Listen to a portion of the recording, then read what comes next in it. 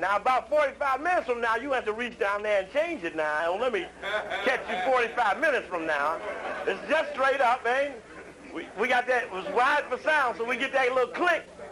You be sitting there and that thing click, and you go, oh, shit, is that a good part? I got to turn it over. So, okay, how many? I need to see your hands so I can take care of the business. One, to introduce the person who will introduce me, which is a rarity. But I'm doing it because the brother deserves an introduction, and I appreciate the brother for having stuck with me through thick and much thin, to have stood up for principle and for enlightenment.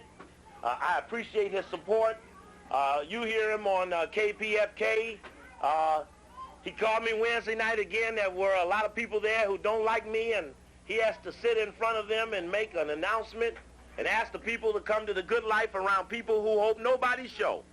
So I'm glad that you're here because that shows that everything is working. I really appreciate the support from Brother Marcus and as well from the other members of African Minds United. And I ask for the right to introduce the person who will introduce me, Brother Marcus Lewis.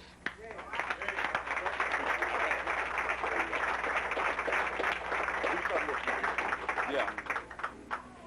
I'd like to say Mayat and Hotep and war, because we are in a state of war.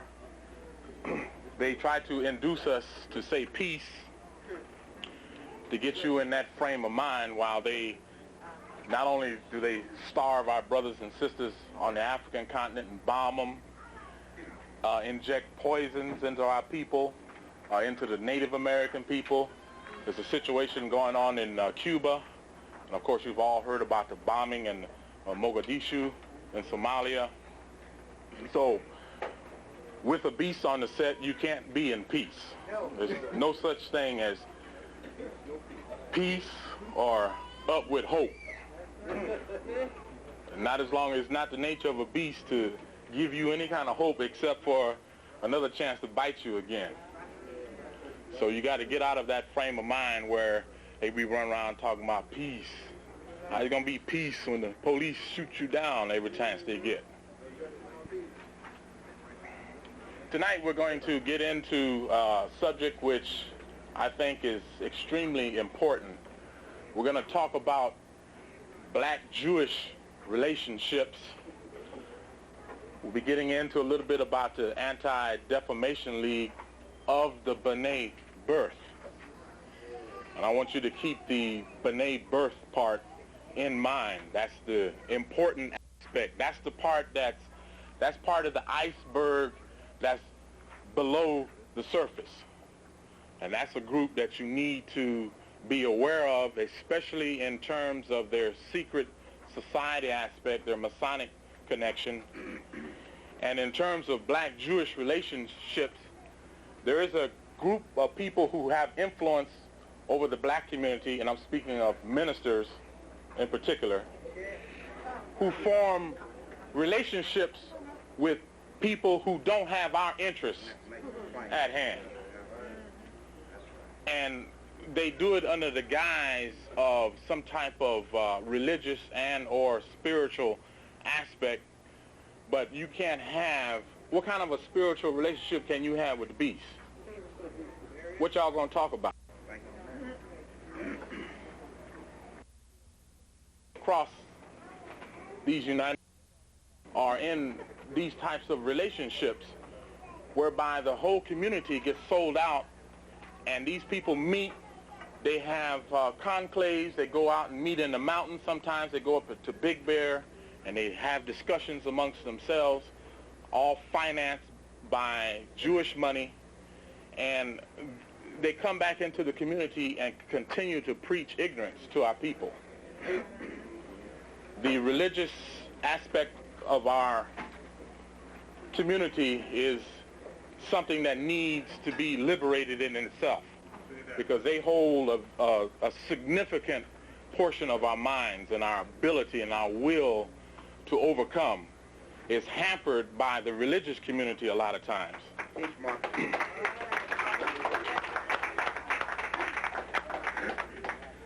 And this is a strategy. It is a strategy which has been formulated specifically by some Jewish rabbis. And this is all part of how in secret or unbeknownst to the community, these types of things can go on, and it can be carried out in such a manner that we don't even know what's happening to us a lot of times. And they have relationships with so-called leaders of our community, and this is a major impediment to our moving forth. And of course, it takes place in other aspects as well, and certainly in the political realm. You've seen that with some of the politicians that we have, so-called politicians that represent us. And so Brother Steve is going to touch on all of that and his experiences that he went through with well, as a matter of fact, Steve was part of a major controversy that erupted in Chicago, as some of you are well aware of, in 1988.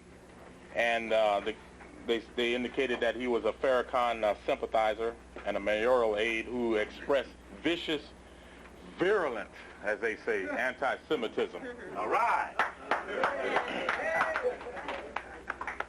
So anytime you get into a discussion that touches upon these things, automatically, when they say you're an anti-Semite, they know exactly what strategy they're using, because they have so bombarded the media and the public with images of what Nazi Germany and Hitler has done. So the tag anti-Semitism automatically associates you with the Nazis. Now we're talking about Ashkenazi Jews telling you that you somehow are aiding and abetting the Nazis. Now ain't no Semites or Semitic or Semiticism involved in Ashkenazi, European, Khazarian white folks.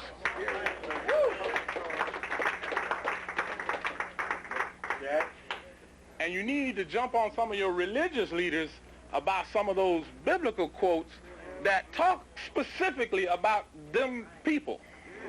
John 8:44. 8:44, John. Sister know it there. Revelation 3:9. See? But you don't hear the ministers say that. So you need to challenge them on that. They have a very unique history, and they've had a very unique influence over our people, especially beginning in 1915 when the Anti-Defamation League came to birth, in 1843 when the B'nai B'rith here in the United States came into being, and of course with the current situation that's going on today with the lackluster investigation into the Anti-Defamation League spying not on Nazis, but on numerous so-called progressive groups, so-called civil rights groups. There's a whole list. If you all have seen the report that the Anti-Defamation League was accused of spying on, it runs the gamut across all of some of the grassroots and community organizations that. And of course, they linked them up to the spying system in not only South Africa, but Israel as well, with the Israeli Mossad and the South African secret police. And this is a very significant period that took place, especially back in 1915.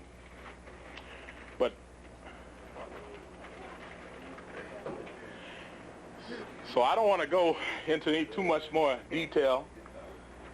Remember some of the dates that Steve said.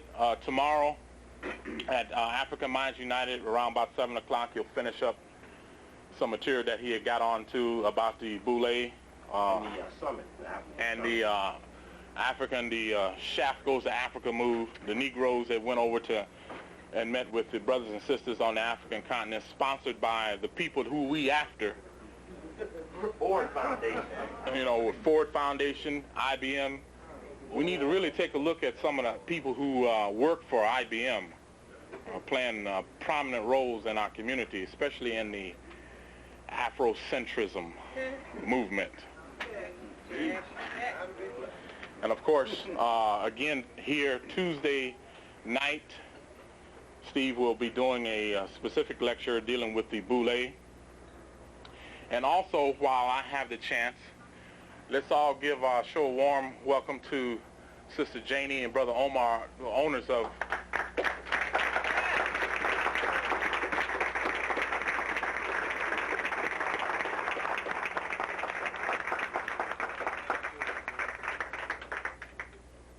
and we ask that you all continue to support them here, come here and experience some of the food that they can present to the community.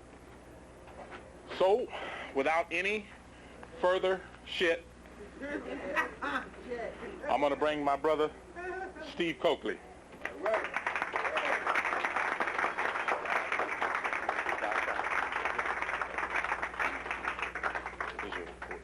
Yeah, thanks.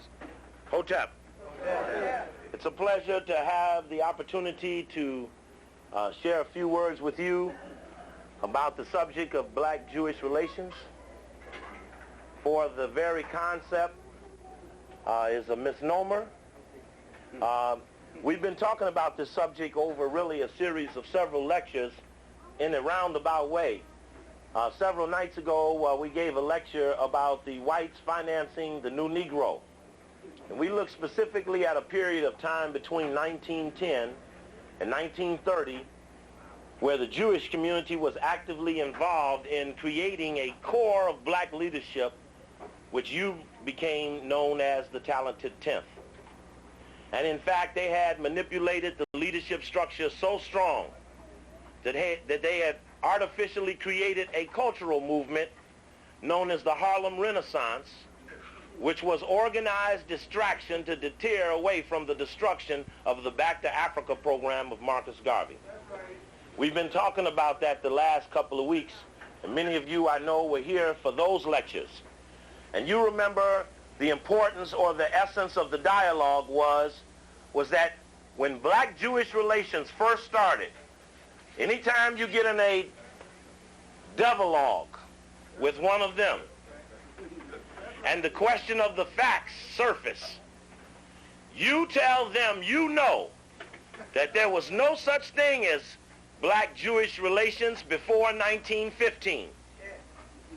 It was not until the Atlanta head of B'nai B'rith, Leo Frank, was hung for murder on the testimony of a black man did the Jewish community begin to infiltrate, penetrate, and appease the direction and the selection of black leadership. We proved that. And part of what it proves is it affirms that there has never, ever, ever been a beginning of a relationship where Jewish wealthy fall into an alliance with college-educated blacks.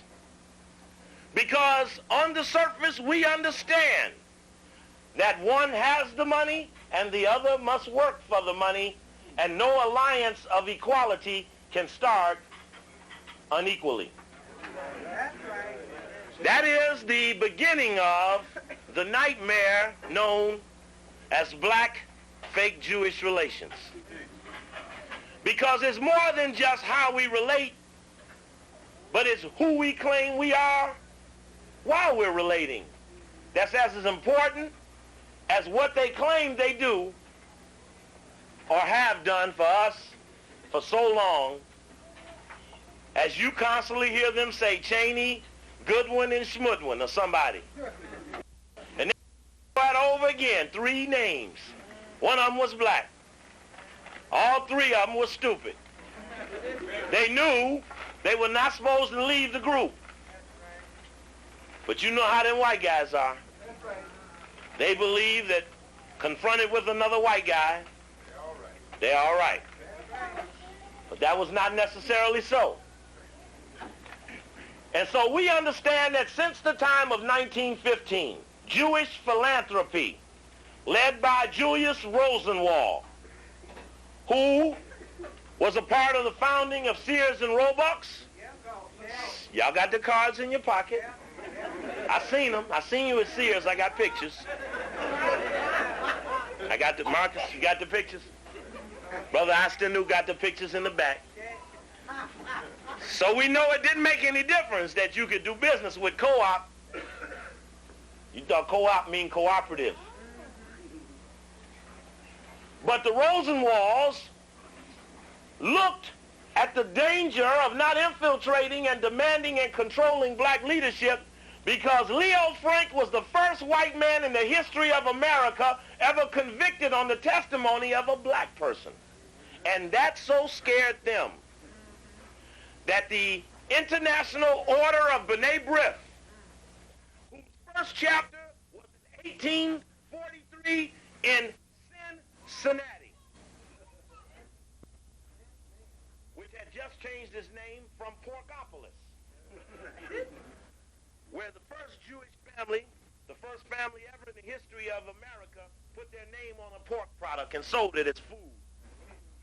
Prior to that, it was for soap, lime, and other nasty jobs before they found people would eat it. So, the International Order of B'nai B'rith was involved in the Civil War. That's right. It made a note of assuring that the rabbis gave the rabbinical ruling that justified slavery using the Bible. You will not find any overt Jewish declaration against slavery in any document available in his story, because he had no position against slavery, and if you read him carefully, he will tell you he had no such position. So we're still looking at when did the black Jewish thing get going and what did you come into it with? Because if you supported what put us in the jam, how you going to show up and get us out? Now these are the beginning of things that confuse people who don't really understand what the black Jewish thing is. Hi baby, hi baby. Baby talks to her daddy while she works. She talks. Hi baby, that's Mayat, justice. In her lifetime. That's our job. Check? Check. All right. So this black-Jewish relations found us in the deficit position. I mentioned a week or two ago that the Jewish community, when coming to America, looked at slavery and said, we were the niggers of Europe. We better be careful allying and assisting someone who would hate us too if we helped them. And since our goal is to assimilate and be a part of this colonial experience, because we want one too, coming later in the 40s, check. See, if you assist a colonialist, he will assist you. Check. You'll pick up on that later. The state of is it real is a colonial experience, as is what you call America.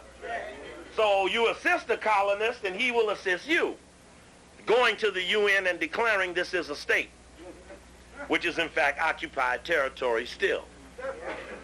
Now,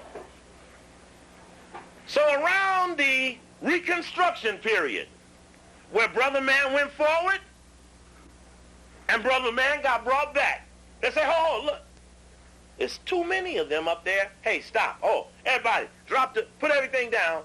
Start over. He'll do it again. He's doing it, right. Now they just even did the redistricting law the other day that now you can't discriminate against them.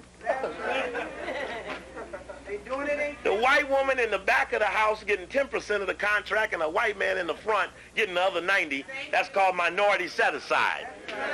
Oh, man. The gays, a young white boy with his daddy running the world, seeks additional rights. Sign of no support system in the black community. Check. Now, this black Jewish, the fake black Jewish relations, saw that during the Reconstruction period, we understand that Jewish wealth, which can be documented in the book Our Crowd by Stephen Bingham, went into the South and facilitated the trading of cotton from the shores of Louisiana and other spots to Britain and to France. So they did not stop the cotton slavery.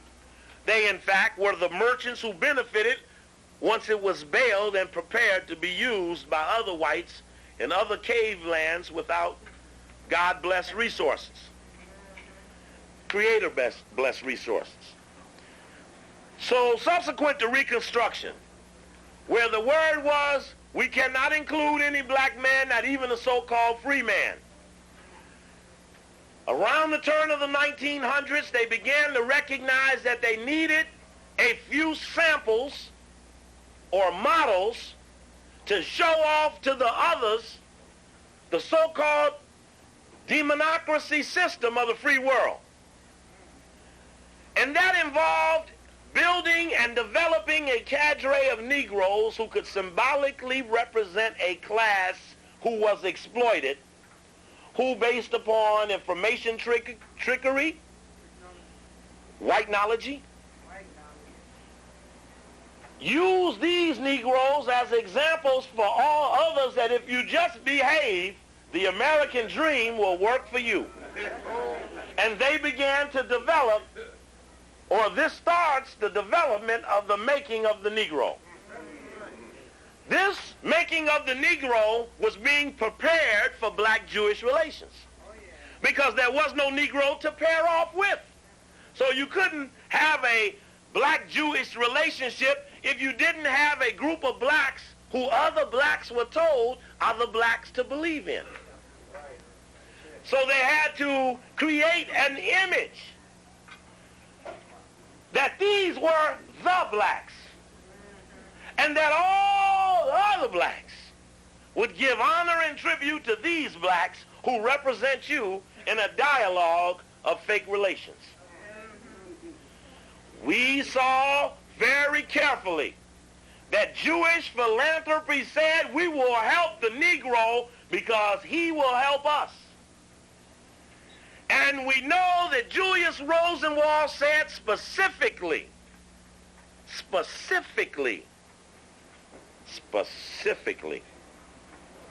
Jewish Rosenwald said, by garnering and developing the leadership of the Negro, we will make ourselves useful to the other Anglophiles.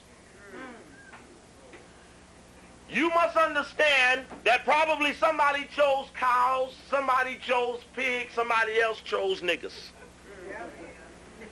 And what leverage will you have with the big white man who had just cleaned out our original brothers who were here before he got here? Keeping all of these things in context, we understand that we have never had any relationship with any whites in this land that have ever resembled equality. We understand that. So in that consideration, any dialogue over what we were we were never starting in the same spot. And so we'll show you many articles and other things with Henry Louis Gates, chump Negro where's he at? Harvard, at Harvard and Cornell West. A Negro who has a book out on race relations that says absolutely nothing. But they're going to pay to create him an image, to give him authority to say negative things about black-Jewish relations. I confronted him in Washington, D.C. recently where he was lecturing at Howard University and happened to be walking past Crampton Auditorium, and the student said to him, Cornell West is downstairs. And we asked him what did he think of Steve Coakley, and he said, that Coakley, he talk a lot of stuff. He don't back none of his stuff up, all that old militant dialogue. So they ran right upstairs and got Coakley and brought Coakley downstairs. So Coakley say, hey, you mentioned my name? And he stepped back and said, oh, no, brother, I didn't even know. Brother, I didn't have nothing to say about you. I said, okay, brother, I just wanted to make sure that you could have the opportunity to say it right to Coakley. Because you probably didn't know he was around, like right upstairs. And so when my friends say they asked you earlier and you sort of said you said something about me, but I'm glad you're telling me that you didn't say that, because I'm here to have addressed you for what they said you said. But since you didn't say it, I guess I ain't got to take it to you. It's a pleasure to meet you, brother. Here's my phone number, in case you get the urge to speak about me. That you know I will hold you responsible for calling me first, so that you can address me. I mean, I've been condemned by Paul Robeson Jr. on the black-Jewish relations. They got that nigga out there flunkying for it. They got Roy Ennis's son out there on the Jerry Springer show bringing my name up, flunkying for black-Jewish relations. They gone and got the sons of the sons. Sister, did you want to sit down? You need a chair? Yes, you want to sit down? Okay, when you need to sit down, say you need a chair. Some Brother Fitzgerald right there, make sure you get one. Check. So, Paul Robeson Jr. condemned me on black-Jewish relations, and he was in Washington recently, and I called him up on the radio. In fact, I got the little sound bite up here. I said, brother, I hear you was talking about that guy, Steve Coakley. He said, oh, yeah, he's anti-Semite. I have read some of his works, and so I ain't wrote shit, right? I read some of his works. It's definitely anti-Semite. And you know, we really need to stand up against this anti-Jewish dialogue. I said, well, brother, I am Steve Coakley. And I would like to know which of those tapes, or since I didn't write nothing, did you hear? Because I'd like to address it specifically. Because I heard you earlier say how the white people had condemned your father and labeled him things of which you say he was not. And I'm calling you to say that I want you to give me the respect that you're asking for your father. Because I claim I deserve it like you believe he does. Check on that. So when he comes nearby, you ask him, because he'll be there to tell you. He couldn't tell me what he heard. He said he got some tapes from a friend. He couldn't tell me which friend or what it was. And that's when you know an idea has been planted that you're to attack a person under the guise of fake black-Jewish relations. I remember being right here in Los Angeles and having a sister who was the student government head at USC, University of Southern California, right here, who wanted me to speak at her school. But because it had been alleged around different spots that the Jewish community comes out and attacks me, she was told by a person who I thought was my friend that you should not have Steve Coakley at your school, because if you do, the Jewish people will ruin your career.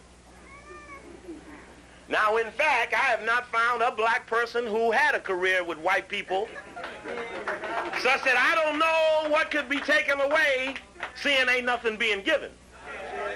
See, a rebellion or two, a lot of things develop. No action, no throwdown. So I know ain't nothing even dropping down off of the stolen tree. So he put fear into this sister. Not for what had ever happened, but for what he felt would happen to her, and he says this is love for her. What happens when a black student union can't get a black man to talk black to speak in the context for which they were organized? And Ralph Williams was my friend. He used to be a member of African Minds United. And in fact, I always thought that the one who spreads the fear is as guilty of perpetrating the negativity as the one who allegedly does it. As long as I've been involved in so-called hate activity thrown at me from Jewish people, one thing that is unanimous, they ain't never got in my fucking face with that shit. Excuse my language, huh? Sorry for the violation. But see, fake black Jewish relations goes deep in my soul, because a lot of people have been scared away from me as a result of it, so I bear a lot of pain when I talk about it. That's why I ain't even holding nothing in my hand. I don't need to because it's deep in my soul. That's right. And I made a point of saying that when I was attacked and fired from the mayor's office in Chicago, I didn't know anything about Jewish people other than about Rothschild. See, when I talk about the Jewish community, I talk about, my job is to talk about the heads of the opposition. Now, I'm a linebacker, and I want to tackle the one with the ball on the opposition, and it looks like to me the quarterback has it more than most. So I'm kind of focused at trying to get who's commanding the opposition. We already got a squad up there watching the owners, another squad watching the stockholders. Now we're going to take the ball. And so I always looked at Rothschild as the titular head of the Jewish community, and anything any of the other ones did, it was only because he said so. So when you go to talk about the devalogue with them over Jewish relations, you say, let me start with Baron de Rothschild.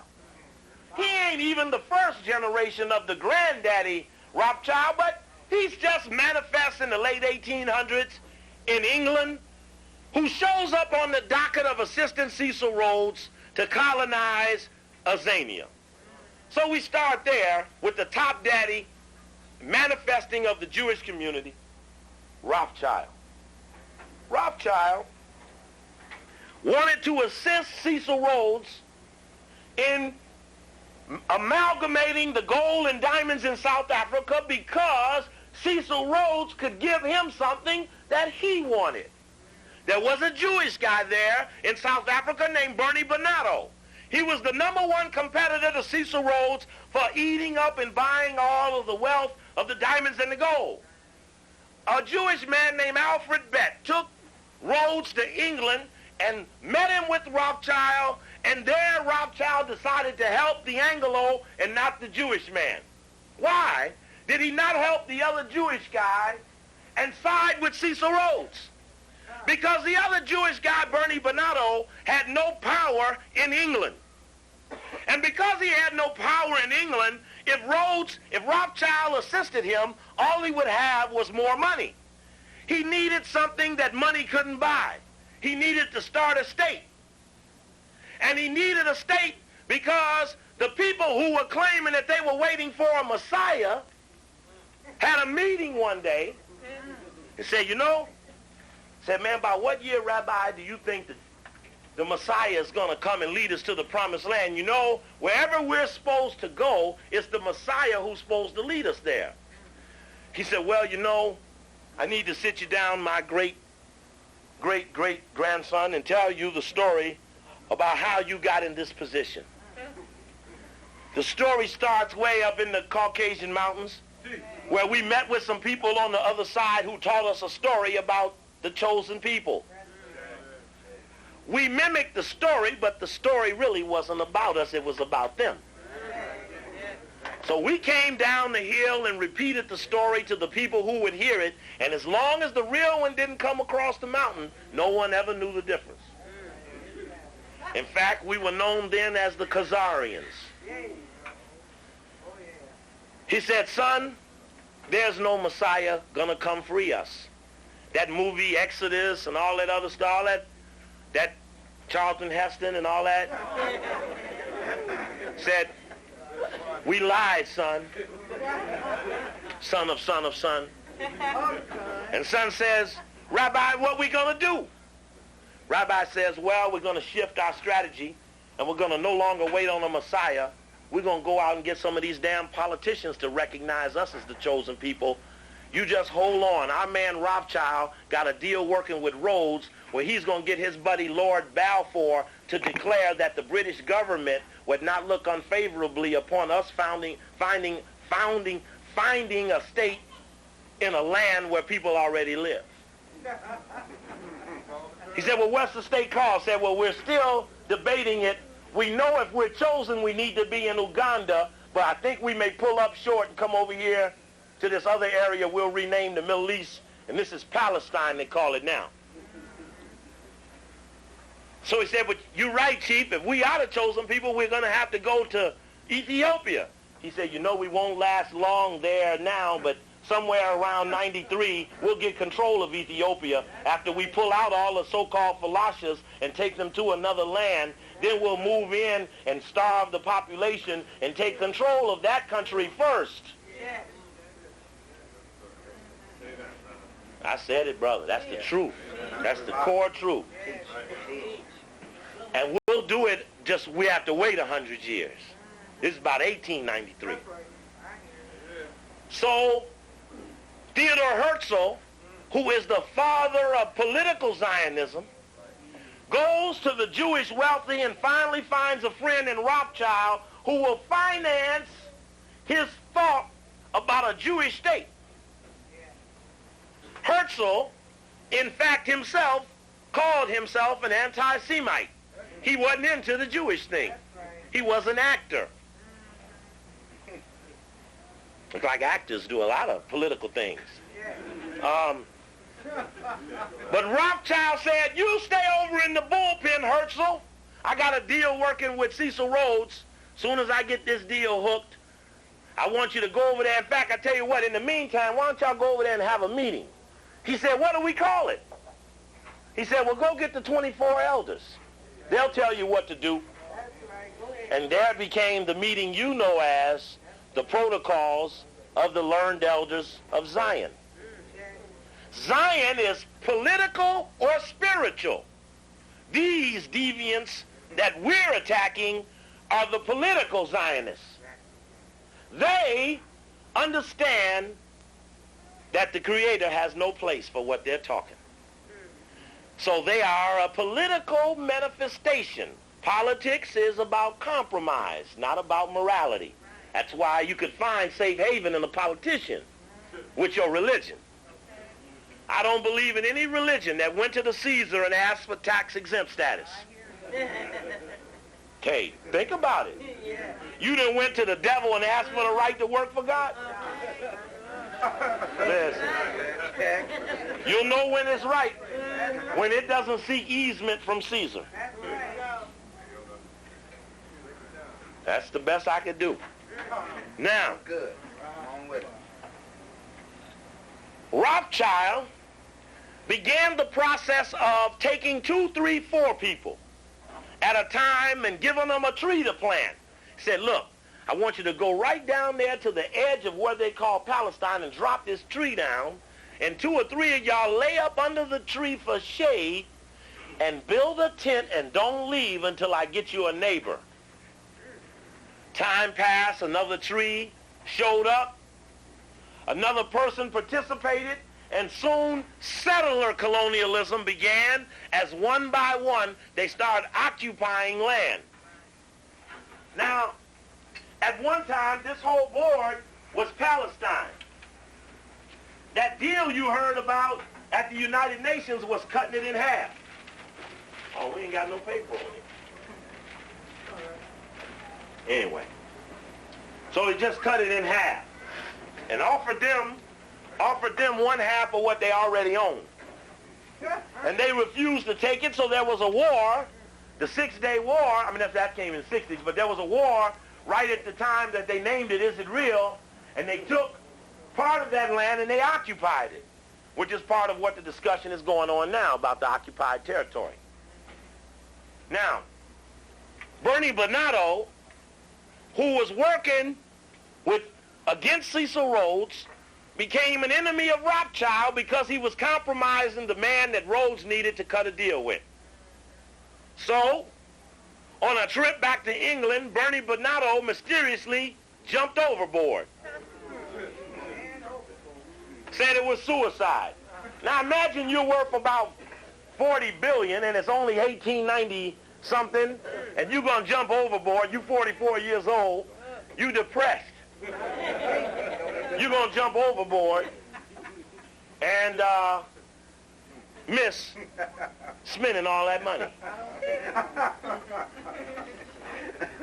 And so, with Bernie Bernardo out of the way, Cecil Rhodes with Rothschild was able to amalgamate all the gold and diamond mines into what eventually is now known as the Anglo-American Corporation. It controls Lazard Perez Investment Banking Company, Solomon Brothers Investment Banking Company, Engelhardt Minerals and Chemicals, De Beers Diamond Mines. It controls over 2/3 of the Johannesburg stock market. Just off the edge. That's just off the surface. It is interwoven with a great many of other things. When we talk about who is in leadership today in the Jewish community, we prominently bring up two names, Oppenheimer and Rothschild. For the Rothschild has been able to maintain his dominant leadership position, but Oppenheimer, Harry, Ernest, Nicholas, the sons of old Ernie Oppenheimer, who took over leadership of the Anglo-American Corporation when it was incorporated in the 1920s, having gone under other names prior to that, including De Beers. Right. Yes. Rothschild dominates Jewish activity today. When I worked for the mayor of Chicago, I remember he wanted to set up a meeting. Soon as you become mayor, you want to meet with the webs of leadership and responsibility from the various communities, the Polish, the Ukrainians, the Puerto Ricans, everybody got a network of people that they want to make sure the mayor knows are the people who want to contact or this or this or that political stuff. Well, when the mayor went to select some Jewish people who he thought were influential Jews-ish people, because we never call them Jews. That would be a lie. They're not Jews. They're Ashkenazis, which they're Germans. German whites, cave dwellers, pure German whites with a little mix in there. Anyway, we'll talk about that. No. Anyway, let me go ahead on.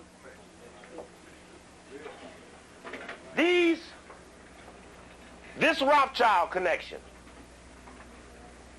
manifested itself when the mayor went to have the meeting. I got a call from a Jewish attorney who said that the head of the Jewish Federation wanted to give a list to the mayor of the Jews that he better invite to the Jewish meeting first before he met with all other Jewish people. And all the Jewish people knew who the top 10 Jewish people are in their city, because through their synagogues, they give them the ultimate respect, not because they're rabbis, but because they're wealthy. Now, the letter came and it had the names on it that were relevant to Chicago. It said J. Pritzker. It said Robert Pritzker. It said Philip Klutnick. It said Judd Markin. It said Henry Crown. These names are associated with the Pritzkers' own Hyatt Corporation. They own Ticketron. They own the New Orleans Dome. And some more stuff. The Crowns own General Dynamics. How many of y'all work there? How many who work at General Dynamics? Who did work at General Dynamics? Because I know they laid everybody off. Who worked at General Dynamics? Who worked at McDonnell Douglas? All right. Just checking. All right. Worked, right. Now, these Jewish guys let the mayor know that they were the big daddies in town and he wanted to make a move in the Jewish community until they gave their approval, and they said, call the rabbi up, he'll tell you so. And the rabbi gave his approval because the Jewish people are extremely monetarily motivated. So wealth has influence even in religious matters. We talked about the other night that movie that what's her name? Melanie Griffin was in, about the Diamond District in New York. That diamond community that Hasidic Jewish people, the Crown Heights affair. Y'all remember them? Okay. Well, they polish and cut and wholesale the diamonds that the Rothschild boys dig out of Africa. so they got an American connection. Every jeweler that you see, whether it's at Montgomery Ward's, Target, Zales, who else? Cartier, who else? Daniels, who else? Goodwin, who else? All of them.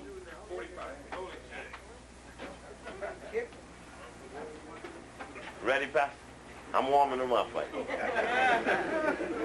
His brother has come to tell us about some black-Jewish relations in Los Angeles. See, in most cities, we done put so much pressure on the black-Jewish thing. When we ask for the names, they won't tell us. That's right. They got to meet in secret now because it's not safe for them to meet in public, That's right. which is good. Oh, yeah. That's real black-Jewish progress. Now, so today there are wealthy, influential Jewish people. Who are some of the influential Jewish people here in Los Angeles? Uncle Tom. Okay, what else? What else? Hold it now. Just wait a minute here. Let's see. Milking. Okay, you lucky you better got one quick now. You know I was getting ready to jump y'all. Because how can y'all be here and not know who they are? And how will you ever make any progress That's right. if you don't know who to aggress?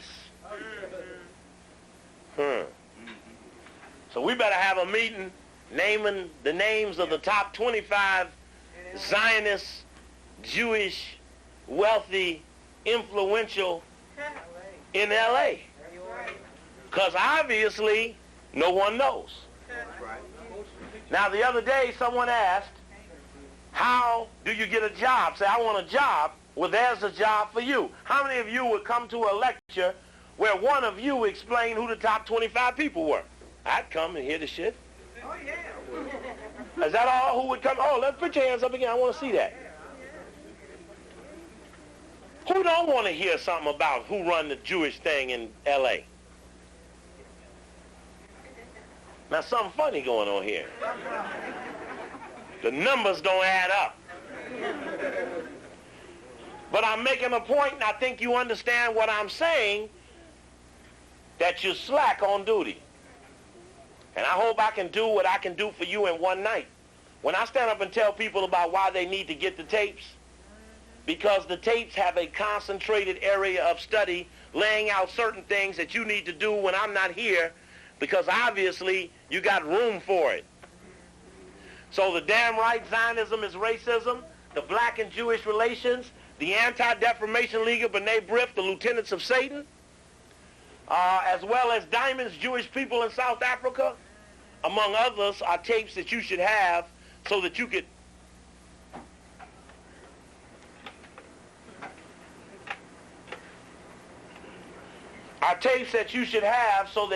better prepare yourself for the revolution. Yes, brother. Thank you, brother. Good name. I'm glad he brought that name up. How about that? Lou Wasserman, MCA, big time Ronald Reagan controller. Yes, brother, you were going to say a name. Santa Monica, you have Ruth Gershman Seymour. All right. Media. Who else, brother? Brandon Turnoff.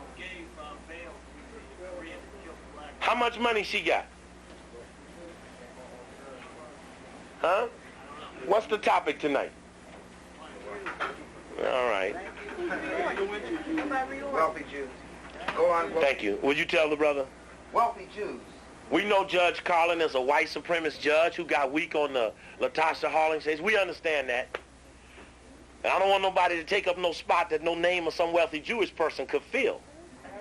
Nor do I want, while we're going one way, all those funny things start to happen that always start to happen when we go that way, like someone say, hey, let's go that way.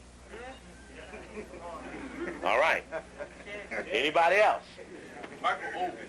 Michael Ovitz, very good. He's big time in the media game up there. O-V-I-T-Z. Big time up there. Who else?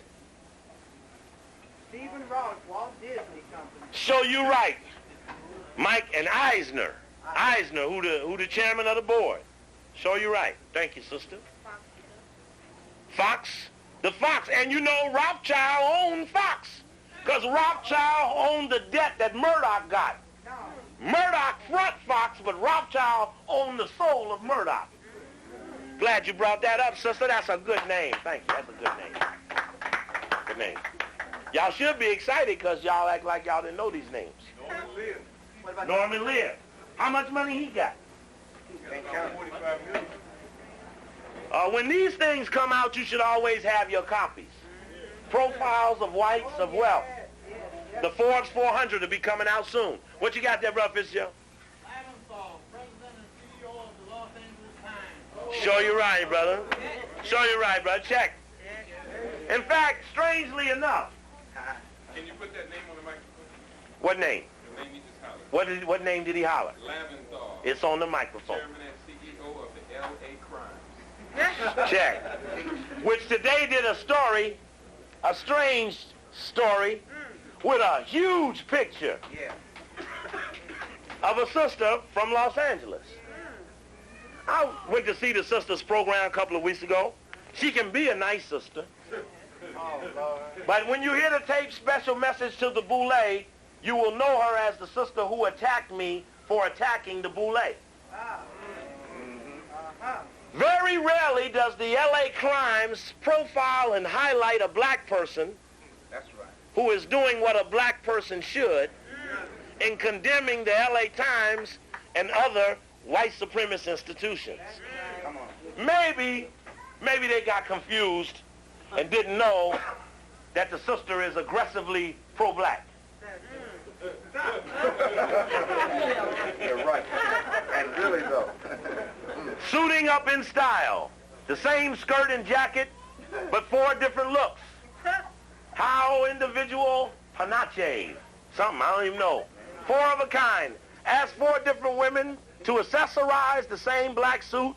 And what do you get? 4 different looks, of course. Meet Nzinga Ratabisha, who chooses accessories that reflect her African-American heritage. In the article itself, it says, in building a wardrobe, Nzinga Ratabisha chooses to follow the same fashion rules. It chooses to follow some fashion rules and ignore others. She observes the corporate dress code of her employer, IBM. Maybe that's what this is about. Remember, IBM was at the Share for Africa meeting. IBM has the ad of the little white baby reaching up to the globe. That's right. And when you look on the globe, you see his hand is reaching for Africa. Yeah. The only continent that's present on the globe that's over his little blue eyes. Which is what they call it, Old Blue. Oh, it says some other things in here about I don't even want to read them, her size and other things. I don't want to do that. You can't. But they put it in the paper and stuff. We don't need any personal ridicule because we deal with people based upon the issues. This sister's had me at her house. She's not a bad sister. She's trying to do what she can for her group. But she's confused about the issue of the Boule and the Operation Cool Down responsibilities of Chip Murray. And we disagree over that, and I will fight her to the wall about it. Again, I question why the LA Times would assist anyone that assists us. Anyway, these profiles of wealth are things you should always have, as well as when the corporate profiles come out, like these 2 that are out floating around now. Yes?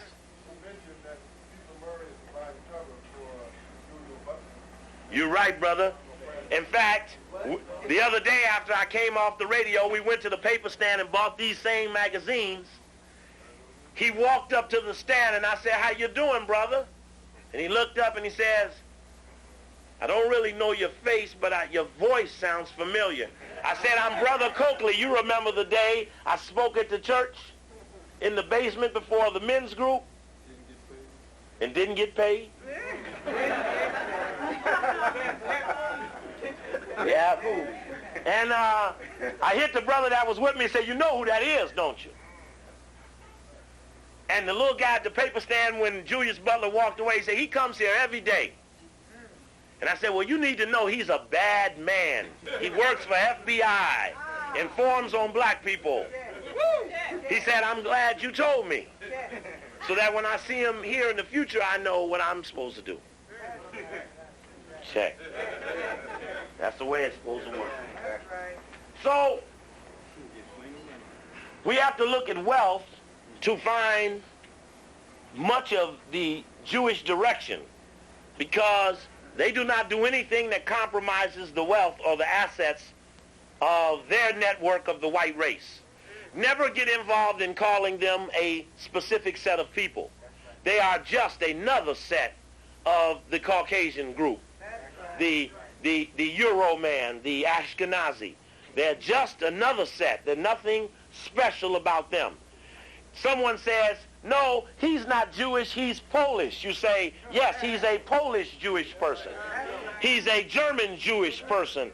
He's a Russian Jewish person. Don't think because you call a consonant, he's not a Peruvian Jewish person even. Spanish Jewish person even. All right. So we be up on that. So these black-Jewish relations, fake as they are, have been a continuation of an attack upon us under the guise of giving us something.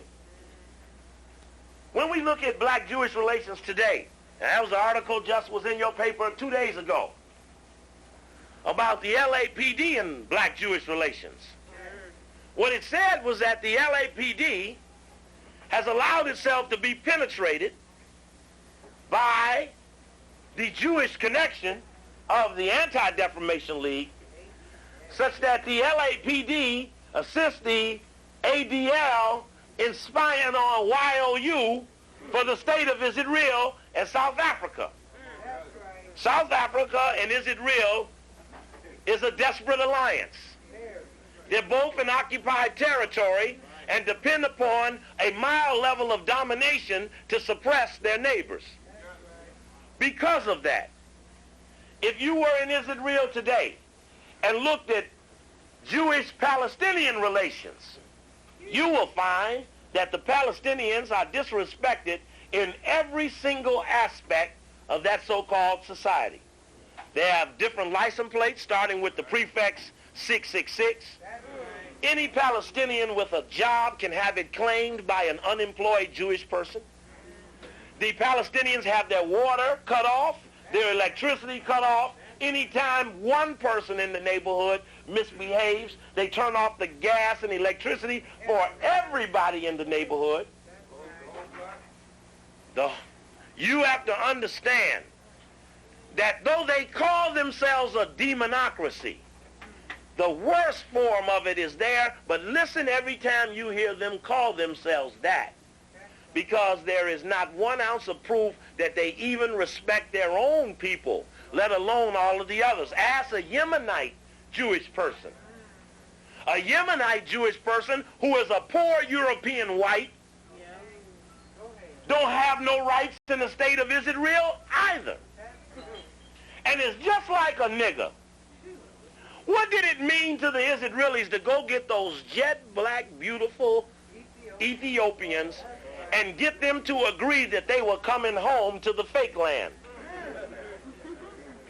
Do you understand what that meant to pull that off? That was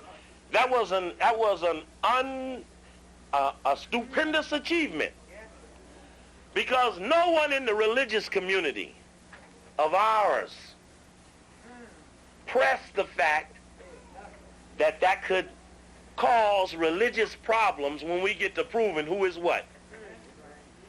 And what they told the Philoshes, which is not a good name for them, which means lost, when they were right where they were born, right? And they will tell you that Judaism that they practice is a lot like Islam. And when those first Jewish generals went there in 59 and 60 to start airlifting young boys to Israel before they start bringing the men, the women, and the children, they identified the fact that they couldn't wear their shoes in their temples and that their symbolisms and other things looked like an integration of Judaism and Islam, something that the Yehudi from Is It Real had never heard of, who always spoke Yiddish, a European dialect, instead of Hebrew, a language he had to learn. Many of them don't speak Hebrew. They speak Yiddish, which has a lot to do with where they're really from. Yiddish, rubbish. That's right, right, rubbish. That's right. Yes, brother. That's right. They wanted to do what? Circumcise them. Oh, man. Oh, man. Now you're going to get to cutting this stuff. Now, Sister Tiombe, where you at, sister? I hear you, but I can't see you. You feeding? You feeding? Okay. Let me know when you finish. Now, let me put a little black-Jewish relations on the screen. I'm going to drop a spot or two up here. These are many things that you've already seen. There is no other city that has had about as good attempt to hear the stories related to the Anti-Defamation League as you have had here in Los Angeles. For in many cities, the story never ran. Anti-Defamation seeks info nationwide and shared it worldwide. The importance of where they shared it. See, when I was accused of so-called anti-Semitism, part of the accusation was hedged in saying that there was an international conspiracy of Jewish people aligned with Anglos for Anglo-Saxon Zionist rule throughout the world, and that this was an action goal of an alliance between whites. And when they condemned me, the predominant dialogue became the AIDS and Jewish doctors line, but the essence of what they talked about to themselves was about this international conspiracy. Now, that international conspiracy, I felt, was extremely provable, as you hear in that Rhodes Rothschild tape, as I was talking about that coming together of Rhodes and Rothschild and secret societies. But also the fact that each and every other Jewish person operates and supports that network, for there is nothing else that any of them can do except aid and abet the program for world control. There is nothing else to do but to do that. So when the ADL accepts a role to play, now remember, the Anti-Defamation League of B'nai B'rith is a part of B'nai B'rith, which is an international order of Jewish Masonic lodges. Every chapter of B'nai B'rith has a corresponding lodge number. This lodge number has something to do with over in Britain and over in France, where the ADL lodges started the process of assimilating American Jewish people into lodge activity. So that when we say it is a lodge, you understand you are working or looking at a secret organization, and its public manifestation is the Anti-Defamation League. Again, which was started after the Jewish B'nai B'rith head Leo Frank was hung in Georgia on the testimony of a black man that would scare any white man. And so, when we look at the Defamation League starting in 1913 in Chicago by an attorney, Sigmund Livingston. In fact, I'm going to read you a little piece from a transcript of my lecture on the Anti-Defamation League of B'nai B'rith, because The tape is definitive in describing specifically and exactly the ADL's founding or cornerstone moments. And I want to read to you this transcript of my full ADL lecture, about 29 pages worth, is the courtesy of the Anti-Defamation League in Atlanta, who heard it being played on public radio in Atlanta in 2 parts by a sister who played it to the audience in Atlanta to teach them about the history of the Jewish satanic activity. And they complained about the tape being played, and they wrote the transcripts of the whole tape out to articulate which sections they wanted to say they most disagreed with. So we have the privilege of them putting in dark the parts that they hated the worst. And you need to know what of it they hated the worst. See, this is in dark.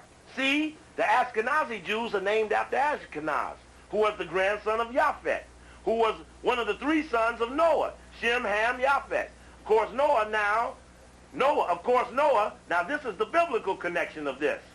Then it says Japhet's grandson is Ashkenaz, who derives his name Ashkenazi, which has Nazi, N-A-Z-I, in it. And in German, Ashkenazi is Hebrew. In Hebrew means German. It says, so it mentions that they changed their name from Israelis to Jewish faith. So, in other words, their mission was uniting people of the Jewish faith, not in the original, I call it Israelis. See, now by using the word Israelites, you are in fact saying you are going to unite Africans, knowing that there shall be faulty connections to Israelis. They in fact changed the names themselves, so that instead of calling themselves Israelites, they became Israelis, and uniting the Jewish faith as opposed to the Israelites, which would involve them dealing with other terms and people which would not fit their model. So, in 1897, when B'nai B'rith's membership was slightly more than 18,000, B'nai B'rith women were founded. And then, of course, subsequent to that, they were founded B'nai B'rith Youth Organization in 1924. The first B'nai B'rith Hillel organization was in 1923. The Hillel organization is the Jewish campus spy watch organization. UCLA has a Hillel house headed by Rabbi Schinderfeller. And, of course, we had to attack the rabbi. Are you straight? I appreciate you, brother. We had to attack the rabbi for attacking the sisters who talked about in the NOMO, the protocols of the learned elders of Zion, before it was agreed that it would not be sold at the African Street Fest by Esselwan Bookstore, to be in the festival named after the Africans, controlled by the Zionists, who can pick out a book at any time in the middle of your thing and call it off limits as a condition of city funds. So the festival sat down with them and talked them out, because I was here on the last one, just to see where the book was. And it was nowhere to be seen. Anyway, because we have to talk about black Jewish slippage, because sometimes you may respect someone on an issue and they may be good on the issue, but a tougher issue may come up and they may be welting. And you need to know which race to bet on the right horse.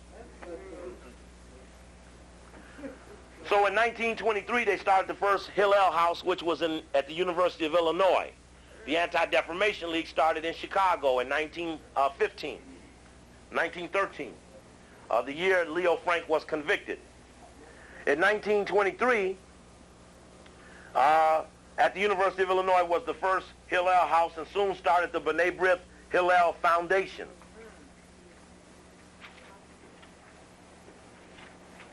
What I want to share with you is this part. It mentions that in 1908, the origins of the ADL. In 1908, B'nai B'rith and the London-based Jewish arm of Freemasonry formed a public relations committee in the United States, chaired by Bavarian-born Chicago corporate attorney Sigmund Livingston. By 1913, this committee had been renamed the Anti-Defamation League of B'nai B'rith, with Livingston continuing to be its chairman until 1933. So that means that those who are researching this through the tape, you need to look up the name Sigmund Livingston in Chicago in 1913. But also that trace it to 1908, that it was the B'nai B'rith, British B'nai B'rith chapter who wanted a public relations arm in America. So the British B'nai B'rith chapter in 1908, which was the same time that Rothschild was sending people into Palestine to colonize, to settler colonize, it was the same time that Rothschild and Rhodes started the Rhodes Scholarship in the early 1900 period. 1908 was the first period that a black Rhodes Scholar was selected, Elaine Locke. Elaine Locke. And we just want to remember that name of that year of 1908.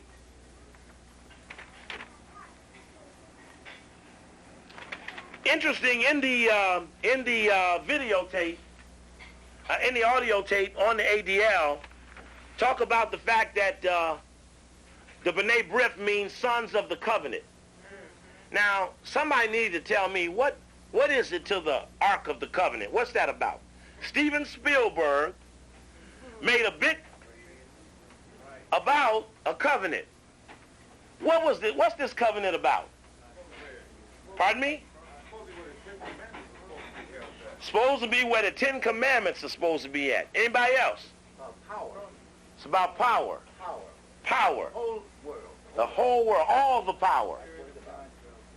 Power. Power. Anybody else? It was entrusted to the Ethiopians To keep it. Okay, anybody else? The Ark of the Covenant.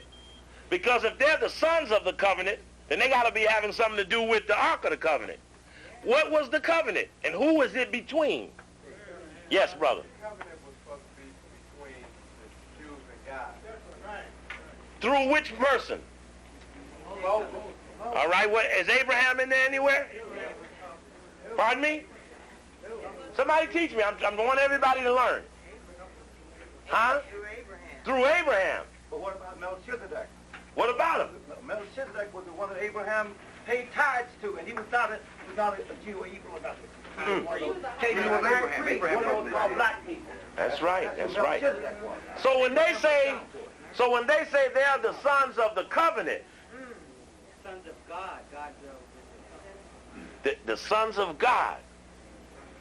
But then, and so as the sons of God, which is translating the word covenant,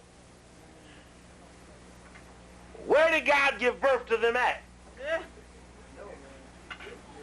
I'm just trying to raise a question here. If they are the sons of something, see, they're the sons of something now. You need to figure out what they're the son of. That's what I'm trying to get to. Now, I'm just trying to make a point. If they ain't the son of the right thing, then what is the son of? Son of the wolf. The Romulus and Remus. Okay. Cain and Abel. All right. You see what we need? And Reverend, you can see what we need.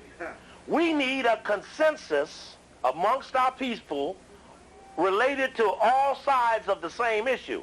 For example, an atheist won't have this discussion because they don't collaborate any of those other various stories. Black nationalists won't have the same discussion because they won't collaborate those same stories. But we must have an understanding of the story irregardless of which direction it will come in, because as a warrior, you're familiar with all sides of an issue because you want to be prepared to assist others, and you never know how you may assist them best. So we need to understand those terminologies that give these people claims to things that confuse the issue. That's right. Yes, brother. Marcus had a researcher, a well-known, world-renowned researcher of this issue, Jordan Maxwell. Jordan Maxwell, yeah. What your research is, I want you to know about all That's right. religiosity. Mm. Take that as a story. Gotta get it. After the story. Okay. Now let's say this for organizational purposes.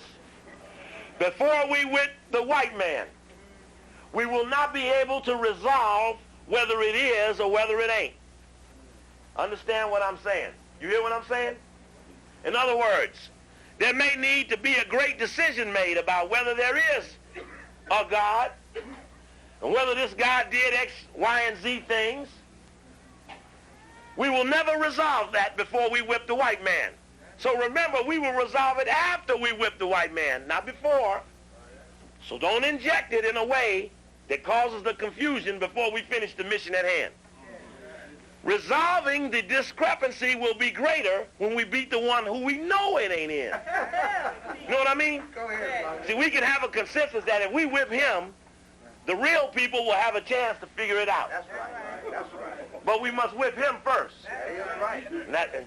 And so, Exactly right. so we need to lock out the disagreement for the moment so that we can advance the attack against those who are attacking us. That's right.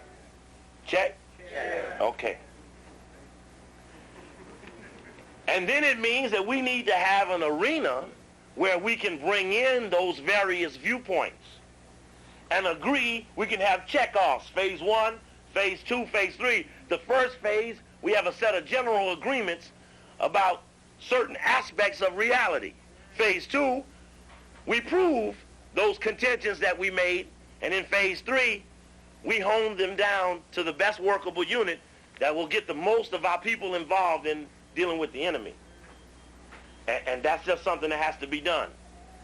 Every time a black person is attacked under the guise of anti-Semitism, the terminology gets prostituted. The religious science gets manipulated, which means that somewhere for those who believe, they must arise to respond to those who are manipulating their beliefs. You with me? So that if the pastors believe this is their book, then we expect them to fight those who prostitute the book that they claim. Check? Okay. So we won't expect a black nationalist maybe to come with the argument over whether it was Abraham or Ashkenaz or Japheth or etc. He will make the argument from a different point of view. And he will be strong in the strength of his argument or her argument. But we then expect those who do believe to fight those who manipulate their beliefs. And that's a proactive responsibility. How many perceptions of Tarzan have you seen? But you couldn't tell me who produced them. In general, yes. You know who brought the Uncle Sammy blackface perceptions. You know who brought them. But specifically, the names keep escaping us. And you must remember that in those early 1900s, when The Birth of the Nation came out, and the whites were using imagery to galvanize around white power, that in that context, the Jewish community came out observing what Griffin had done and went and got their own white power and started concocting the images their damn self. All of the images about you were sowing the seeds of inferiority, establishing you as less than something for which they were claiming. But that started at the same period, that early 1900 period. And need to be aware of where it was and what it was. The first B'nai B'rith Lodge was in Jerusalem.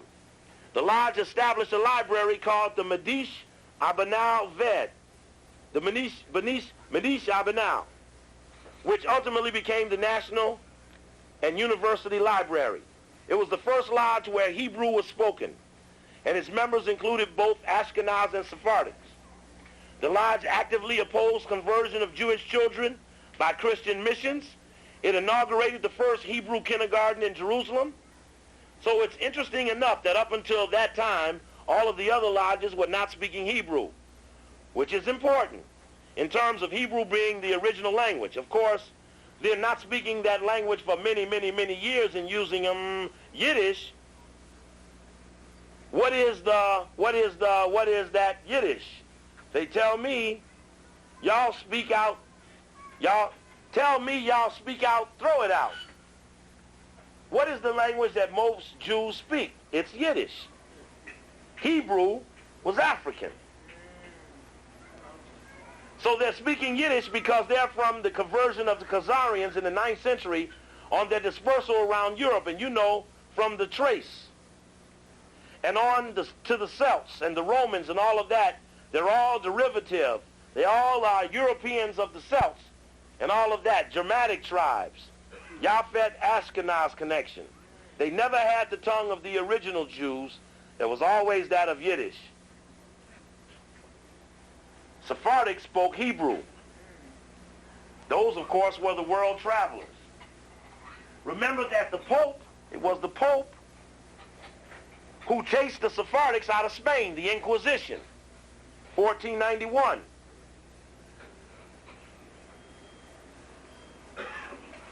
And it was from Germany, as I mentioned earlier, that in the Beast and the Three Sixes tape, that in the 1800s they first produced the categories known as Caucasoid, Negroid, and Mongoloid. In other words, out from amongst the Germane people, or the land of Ashkenaz. If you look at an old map of Europe, where Germany and Austria are, was the word Ashkenaz, because that's what it used to be called before it became German. But it was the Germans who first introduced a new classification of race called Caucasoid, Negroid, Mongoloid. Why did they do it? Because if you understand what their goal was, reclassifying the world into new categories was important in identifying themselves as the chosen people. Caucasoid became the first world. Mongoloid became the second world, and Negroid became the third world, of which you're called today, the third world people. But it was the Germans, or the Ashkenaz, that brought to the set this reclassification. You won't find it before the middle of the 1800s. Prior to that time, each and every one of the races were known by their tribes, as opposed to by classification. So in other words, we're looking at the descendants of Thrace, T-R-A-C-E, who were the founders of the race, and the Ashkenazi Jews, who were the German Jews, who have Nazi right in their name, which is where Nazi came from. These German Jews, German Jewish people, or pure Jewish people, were in fact the developers of this racist philosophy of Caucasoid, Negroid, Mongoloid. This Mongoloid, Caucasoid, Negroid categories had them come forward and say that the Caucasoid was the original man. See, the original man was never even on the planet until the 1800s, and he was the German. If you get the book From Babylon to Timbuktu by Windsor, you can follow the origins of the white race. And that biblical, and that connection, you will hook up with those tribes in that transfer. And there was a guy named Blumenberg. He was the first one to come out with Mongoloid, Caucasoid, and Negroid. Blumenbach. All right, check. There we go. So you need to look him up. He should be known in our community as starting the classification of our race as less than first. And that'd be very important. Sister Tiombe, are you ready? All right? You got that, hold your raffle ticket. Hold your raffle tickets and just take the bag. Okay? Now, I'm going to hold, I suggest you get that Anti-Defamation League tape, because in it is a lot of Jewish history, as well as in the damn right Zionism is racism.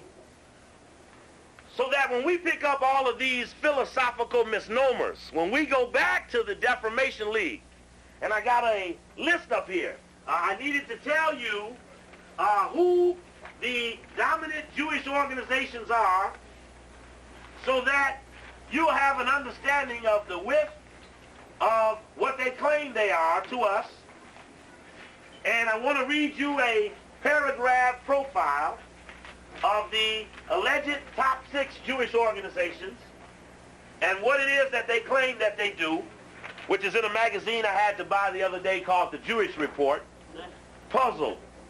Who speaks for American Jews and how much does it cost? What do they call this puzzle? Okay. The Jerusalem Report. And in here was an outline of who are the players in the Jewish community. Now, what sister is about to do, and I need to do it now, because after this, what's the time? Okay, we're going to run slightly a little over, just a slightly little over tonight. A sister's going to take the collection for sister and I while I'm talking. Now, sister's going to have to wiggle through the tables. I would like you to do as best you could. A $5 donation would be fair. 10, 20, 50, honorable. Do what you can. That's reality. So sister's going to walk around and take a donation. Now, sister, once we make the donation, in fact, if you have the ticket roll, maybe we better take the ticket roll and remember what number you start at. Do you want to do that? Oh, we do? Okay, we're just going because you got the raffle in it. That's all right. Go ahead. Go ahead. Sister's going to take the donation while I'm talking, but I'm going to keep talking. Now, the reason why the question comes up of who speaks for the Jewish people, because when we hear from the brother about the black-Jewish relations in Los Angeles, which just had a secret meeting with Mark Whitlock and Cecil Murray and who else was at that meeting? Who else was at that meeting? And I appreciate those of you all who were leaving in making the donation. I appreciate your support. Sister, no, just somebody went to go. He went to put a donation. I appreciate him stopping to do that before he left. Sister, if you can you separate the monies? Or are you unable to? Okay, thank you, sister. Now, the reason I bring up who represents who is because when we get into the black Jewish thing, we're going to find out that the ones that holler the loudest for the Jewish people, in fact, only represent 20 or 22 or 25 at best percent of the Jewish people. How many people here feel that the Urban League and John Mack represent them? How many people believe that the Hollywood NAACP represent them? How many people believe that the Rainbow Coalition represents them? Well, if we were in a room with some young Jewish men and women, they may have said the same thing if I asked, how many of you all are represented by the Anti-Defamation League? How many of you are represented by the American Jewish Congress? How many of you are represented by the American Jewish Committee? Do you know they would have done just what you just did? Which means that the people who step up to speak for them, in fact, have no constituency. And only the wealthy back them up. Because as spies and penetrators of other people's activities, they don't need a constituency, they have a mission. They have what you call paper constituency. You see, if you go to the NAACP, they say we got 1 million members. Now, you know they couldn't get 50 niggas if they called them. But they will say they have that many memberships, which is what white people give them a $1,000 donation. They count that up as 100 $5 memberships, and then they claim they have that many members. When in fact they don't have working membership, they have paper membership. And what's important about that is when someone comes to get leverage over direction, I think, Brother Jingles, is he down there? He left out? You got his tape? That his tape play? Yeah, but that might be side two. Well, we just open it up and look at it. 300 membership, nominally open arm of the B'nai B'rith, claimed membership 150,000, budget 28 million, director Abraham Foxman, salary $200,000 a year, reputation conservative, enormous clout.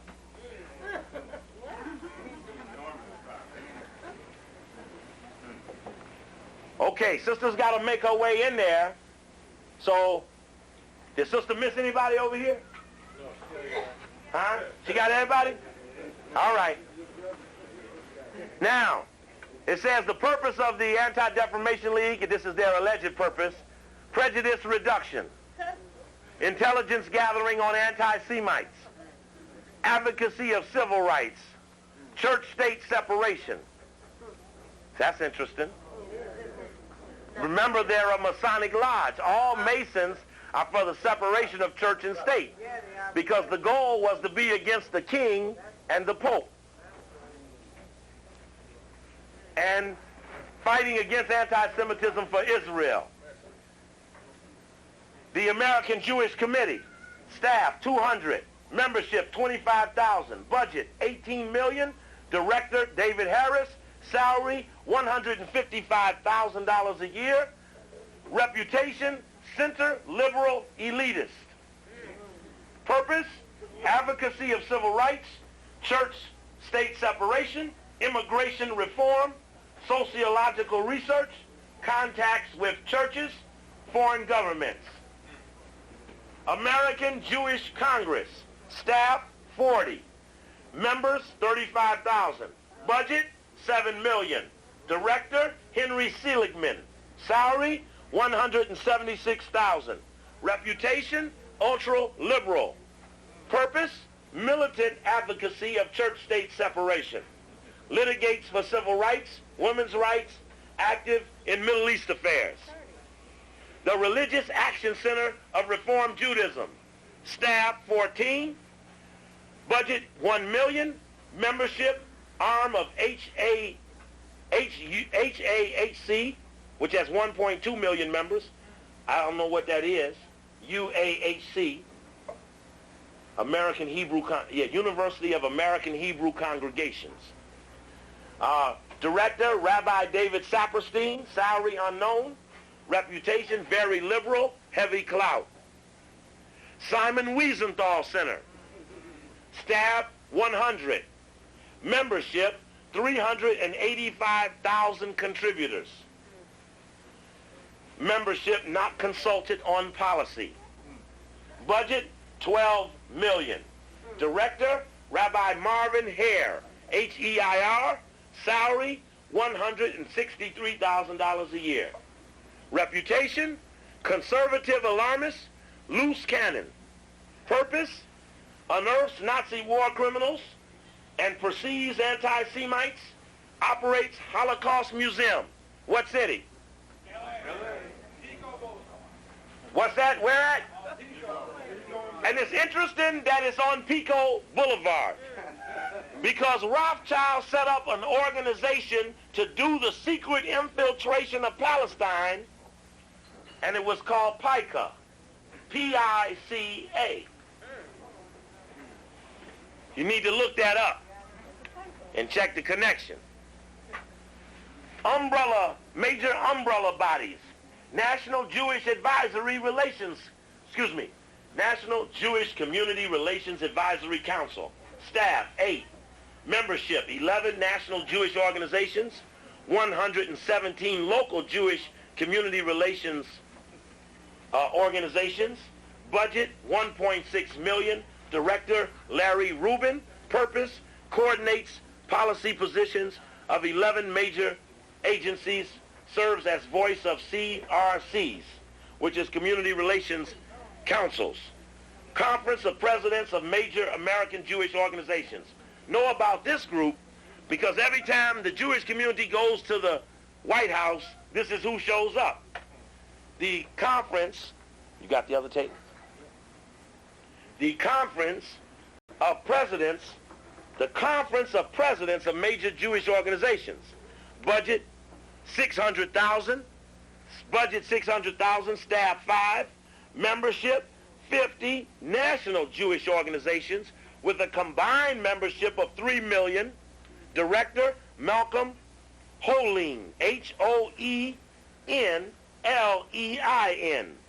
Salary unknown, represents Jewish community to government on Israel and Palestine issues.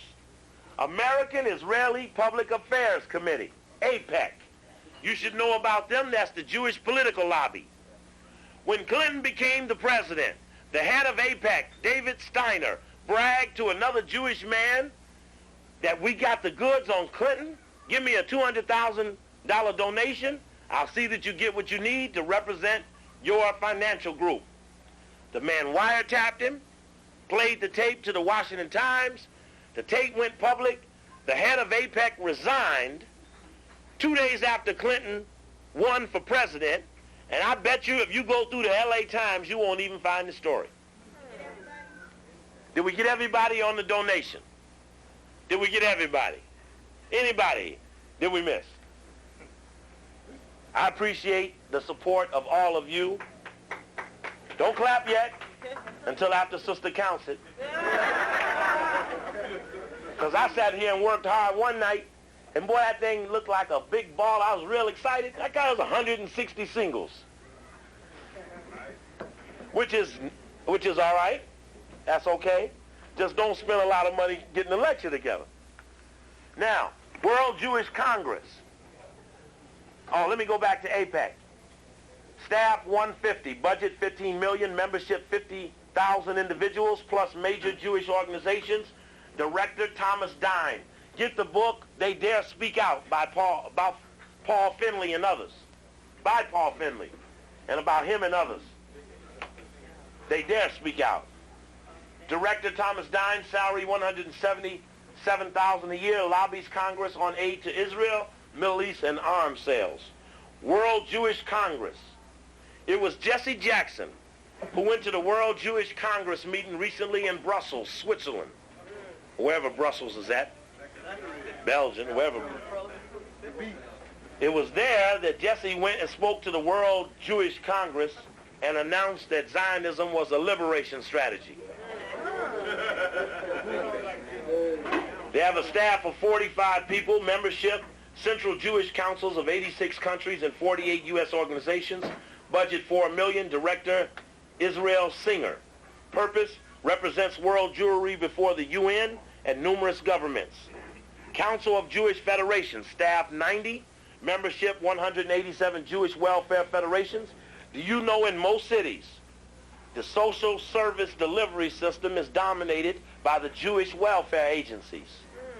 If you go to any city, a Jewish vocational service, a Jewish Federation of Social Services, or some organization will coordinate your food pantry, your homeless relief system, your battered women's shelters, your what do they call them things? Not halfway houses, settlement houses. The Jewish social service delivery system dominates the field of social work. And that you need to be aware of. Council of Jewish Federation, staff 90, budget 11 million, director Marvin Carr, K-R-A-A-R, Carr. Salary $207,000 a year. Now, those are, for the record, Jewish organizations and what they in fact do. Now let's go back to the ADL. Says that the ADL, small group of undercover operatives throughout the nation, is being paid by the Anti-Defamation League of B'nai B'rith to spy on Palestinian, black nationalists, and white supremacist groups, according to a San Francisco law enforcement official. The operatives rely on local police and sheriffs, deputies, to provide scores or access to confidential law enforcement and motor vehicle information in probable violation of criminal law, said the official who spoke on the conditions of anonymity. The official is close to the investigation of suspected illegal domestic spying by ex-San Francisco police officer Tom Gerard and paid ADL informant Roy Bullock. Now, the other day in LA, the first demonstration against the ADL was held, and this story appeared in your LA Times, Wednesday, June 30th, LAPD linked to spy case investigated. Law enforcement inquiry focuses on whether officials gave confidential information to the Anti-Defamation League, police chief says. Los Angeles Police Department is investigating alleged allegations that one or more officers compiled confidential information about citizens and turned it over to the Defamation League. The allegations were taken very seriously, Superintendent Williams said during a meeting of the Los Angeles Police Commission. An investigation was begun immediately. The results of the investigation, when it is completed, will be made publicly. Well, the ADL offices were raided in November. More information was found in December. We're now in June, and you claim you've investigated immediately. My allegation is that what we will find, in fact, is that there was prior knowledge of the LAPD's collaboration with the ADL, and this superintendent knew it, the last superintendent knew it, they knew it in Philadelphia where they did it too. Now, you need to find out if Willie Williams has ever been to Israel, because Israel takes many police chiefs to Israel. Did he do it? You need to find out. Is anybody here that works for him that can answer it for us?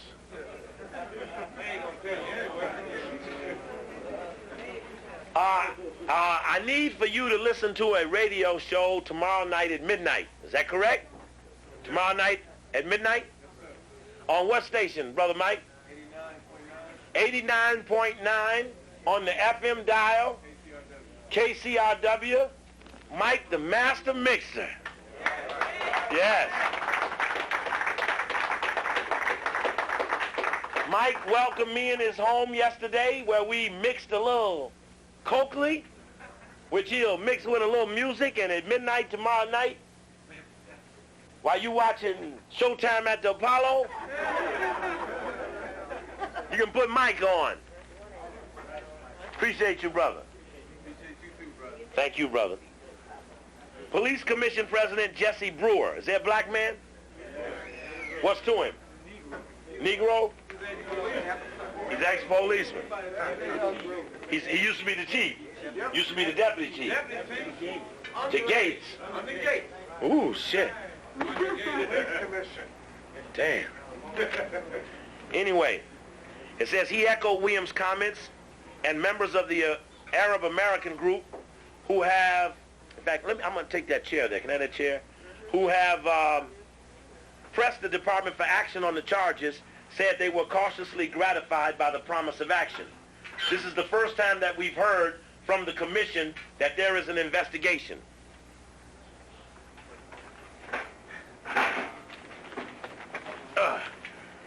Now, there's something important coming up that I want you to pick up out of this story. The disclosures Tuesday marked the first time that the LAPD, now you can leave it up because I'll get up there in a minute. It's the first time that the LAPD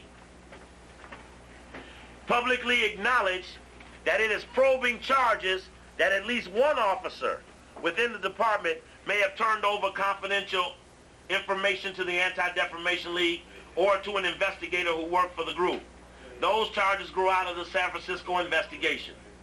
Now, in the back of the story is an interesting comment about the march against the ADL, which we got a report from Brother Ostinu the other day, who gave us an informative breakdown about something that he noticed that was peculiar at the demonstration.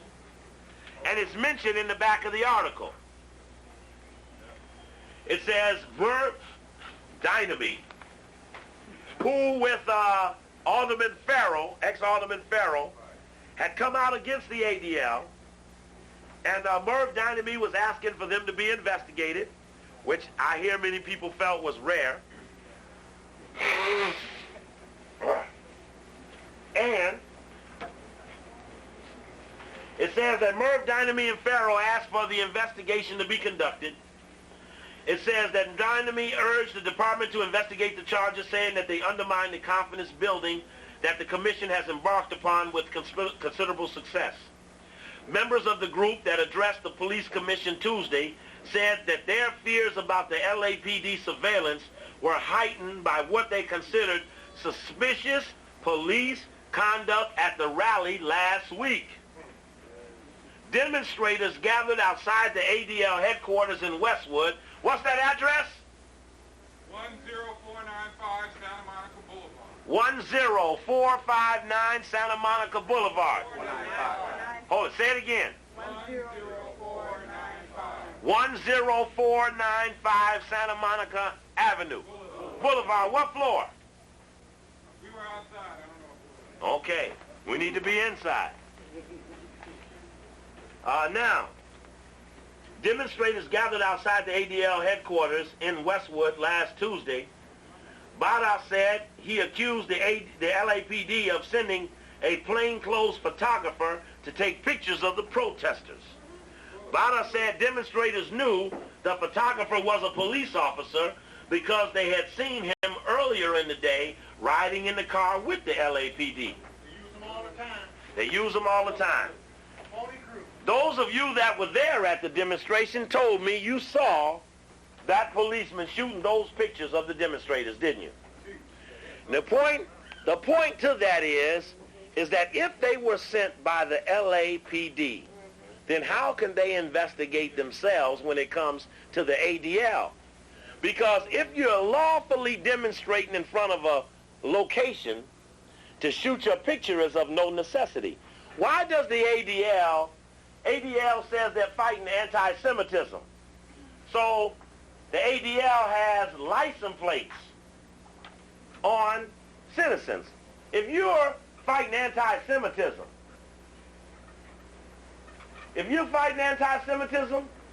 why do you have driver's license photographs, criminal histories, fingerprint information on surveillance targets? You're fighting anti-Semitism. What do you need their fingerprints for? The name, address. Well, see, the fingerprints could be used to put, see, you can take a fingerprint and put in a mold of wax and put on a weapon the mold and remove it and, in fact, accuse someone of a crime. Fingerprints. No black organization has fingerprints on any white person ever in the history of America, not even its own white employees. Now I make that suggestion. Driver's license photographs. When the ADL started to attack me in Chicago, they went to the City of Chicago Police Department to pull my criminal record, of which I didn't have one. Deputy Superintendent of Police calls me. How did you manipulate the file so that it's shown you have no record? I said, I know you don't believe a black man don't have one. There's no black man without one, but I don't have one. Next, they went to the Department of the Treasury of the city to see if I had a special grant because I was the lowest paid person in the mayor's office. Also, they went to the Secretary of State to pull my driver's license and found out I didn't have one. I've never had one, ever. And that's so peculiar that they, in fact, had someone call me and ask me where was my license at, seeing that every black man got a driver's license. They forgot to give you a card. So, no, I don't have one. I never had one. But the point of it is that's where they start when they attack a target, not over your commentary. So when the LAPD is substantiated as having shot pictures, is there anybody here tonight from the Los Angeles Police Department? Please raise your hand. Anybody here from the LAPD? There's nothing wrong with telling. Anybody here an informant for the LAPD? No, I mean, please, just raise your hand. We're not going to do anything to you. Anybody here work for the Anti-Defamation League of B'nai B'rith? Anybody, you can raise your hand, please. There's no problem. All right. Okay. Now, part of what the ADL does, once they get a profile of a person, is they hold a meeting like this. This came in the Chicago Defender. The date of the story is November 5th, 1988. Chicago Defender, that's the black daily in Chicago. In fact, that last paragraph on the end is a commentary from Merv Dynamite, which was a part of a series of discussions. Los Angeles. They were not on the agenda. Chicagoans Jesse Jackson, Stephen Coakley, and Louis Farrakhan were the main concerns of the Jewish leaders at a panel discussion of black-Jewish relations at the National Executive Committee meeting of the Anti-Defamation League of B'nai B'rith in Los Angeles last weekend.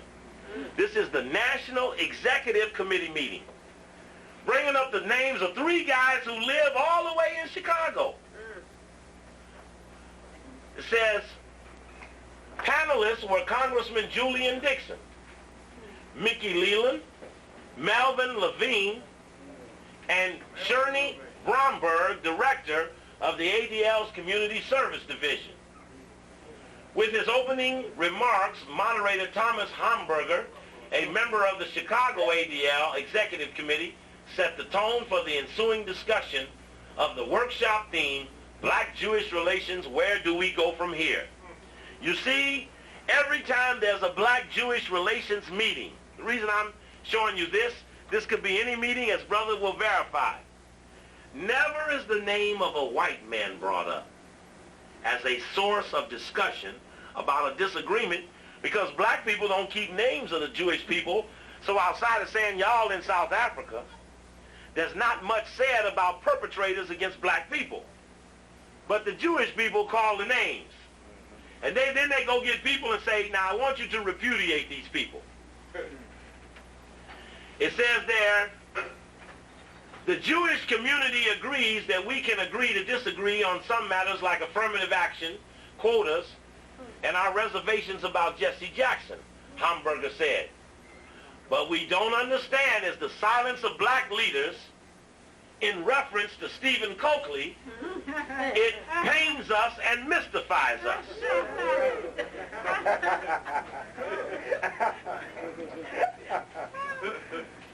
What we don't understand is the silence of black leaders in reference to Stephen Coakley. It pains us and mystifies us. Knowing that they work off the Kabbalah, mysticism is right up their alley. That's right down their third eye.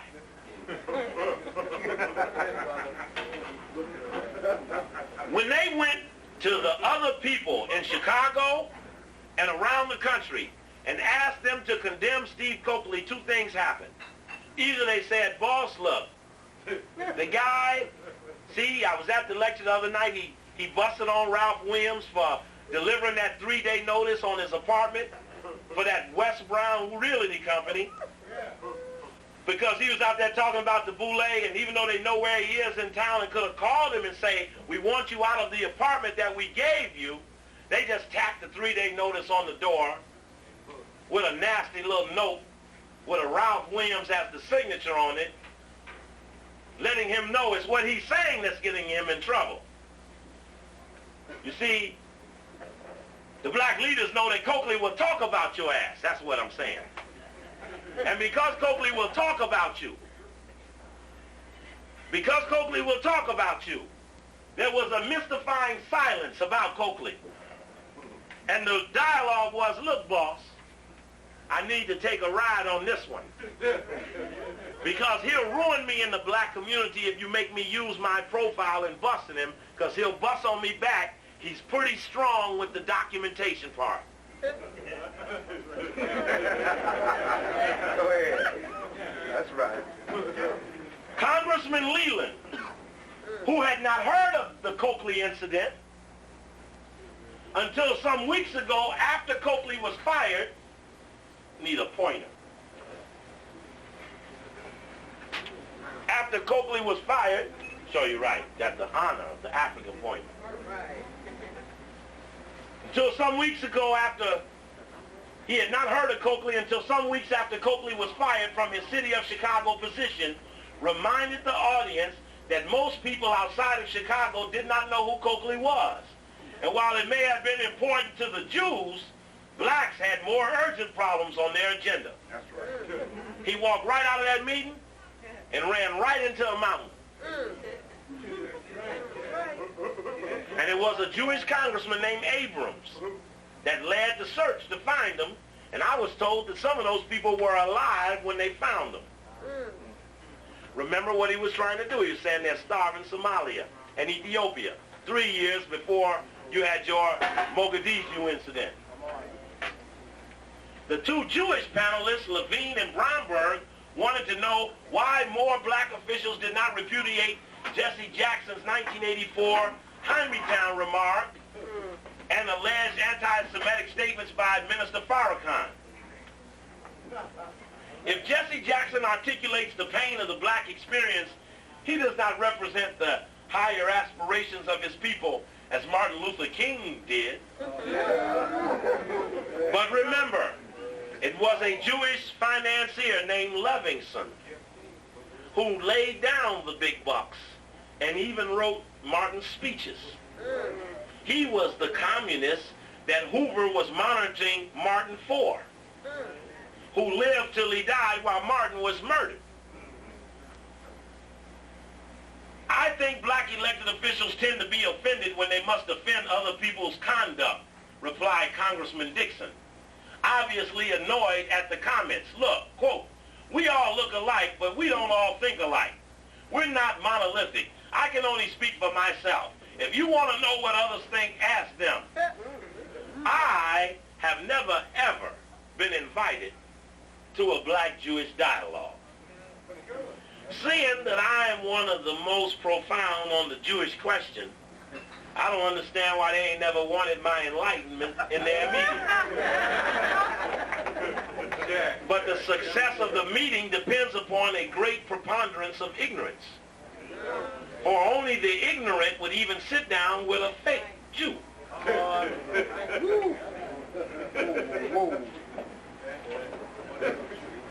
You must understand that the issue of repudiation is very difficult when it is not generated from the heart. In other words, he's telling it, look, if you want me to condemn Copley, I will, but I don't believe in it. And the Jewish guy say, look, I don't care what you call it. Give it to me. I want to hear it. I had one Jewish rabbi down in Louisiana. They had a big black Jewish center at Dillard. And Joe Lowry and all of them were condemning me, and the Jewish rabbi stood up. He said, look, all y'all get in the room and condemn Coakley. I want you to go out there, out in the street, into your neighborhoods and condemn him there as real proof of your loyalty. Right, boy. That's right. And boys say, it's hot out there, boss, I can't try it. That's why you understand why I fight hard blacks who stab us in the back while we're fighting, because I understand they're dependent upon for the acquiescence in the attack of our leadership. If they hadn't made a Negro with Jewish money, they wouldn't have a group to celebrate the dark, ugly man they called Marcus Garvey, Du Bois did.